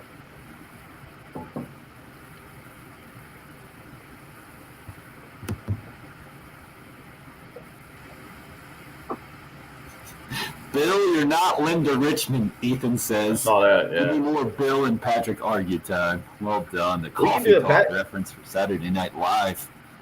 Patrick and I Patrick and I probably are as good as anybody on this station at being able to mix it up a little bit. I think we get heated, we get fired up during the segment. So too. We're the sporty sports talk, yelling at each other. There are only two type people who people. do it. You heard? Well, I mean, That's we're not. because Pearson just want to argue about soccer, and then if Heath argues with anybody, we all just cower and say, "You're right." You're right. Yeah, it's true. He gets angry No, very it's quick. different when you're but he's a solo host. Like he doesn't have the co-host to keep him in check. That's Well, not did his- we Dare argue with him. did we ever figure out who he was yelling at on the text line or the Twitter line or whatever No. yesterday that caused people to want to see what was going on? Did not. Dexter. I do feel like he would rival my facial expressions with questionable takes from people or phone calls that we get. I don't think he could sit there straight face like Tim does some. Tim's mastered the art of the straight face. Yes, that's for sure. Just tried to play poker while doing the show. Josh, a great text into the Coke Air Heat into their text line. We need a Bill and Patrick wrestling match. He did it with the apostrophe at the end of the N too. Did not add the G. I appreciate that as being a word nerd. Jen has to be the referee, Josh says, so she can turn her back and let Patrick smack Bill over the head with a folding chair a couple of times to pretend nothing happened. What do you think, Patrick? You're in? I don't need a chair. I'm twice as big as Bill. Exactly. How about that? Hey, short people fight, man. I'll fight, eye gouge, whatever it takes, buddy. I'm not a fair fighter. I realize I'm going in. I'm going in already like half height here. Weight's probably lower than you. Whatever it takes. Probably. I'm not afraid to get a good old fashioned fish hook in there, right there. You know, whatever it takes. Ty, great point on Facebook live stream there. This might be the most professional amateur mainstream back radio show ever. LOL. Well, I was worried. I will admit, I was 101.73. I was dragging this morning at the 8 o'clock hour. I feel good now. I can handle the rest of the day. I wasn't sure I was going to make it through the rest of the day, but I feel good. I was drinking too, but if you see on the live show, I drank both these things of coffee, which Good grief. amounts to I think like 10 cups. A whole pot fit between those two. So Straw. Day says he got mad at someone yesterday who accused him of saying South Carolina basketball is just like Baylor basketball after he used Baylor as an example of a team that just had COVID pause and it's affected their play since recent. Yeah. I mean, I don't know. Is it that bad of an analogy? Baylor did just win their first conference championship since 1950 last night. Carolina did play them in the Elite Eight or the Sweet 16 on the way to the Elite Eight game against Florida. South Carolina's won a conference championship much more recent than Baylor had, right? I mean, the SEC championship back in the day with Eddie Fogler and company. Yep, 94, 95, 6, somewhere there. I think Bill, you just want to be Heath's co-host so you can yell at him. That's what I'm hearing. And Patrick, you want to produce that show so it can be a three-way shouting match and just all mayhem breaks. I wouldn't dare interrupt Heath. Thanks for listening to the early game on 107.5 the game. Bill, chill out. It's gonna be- Love everybody. Clear.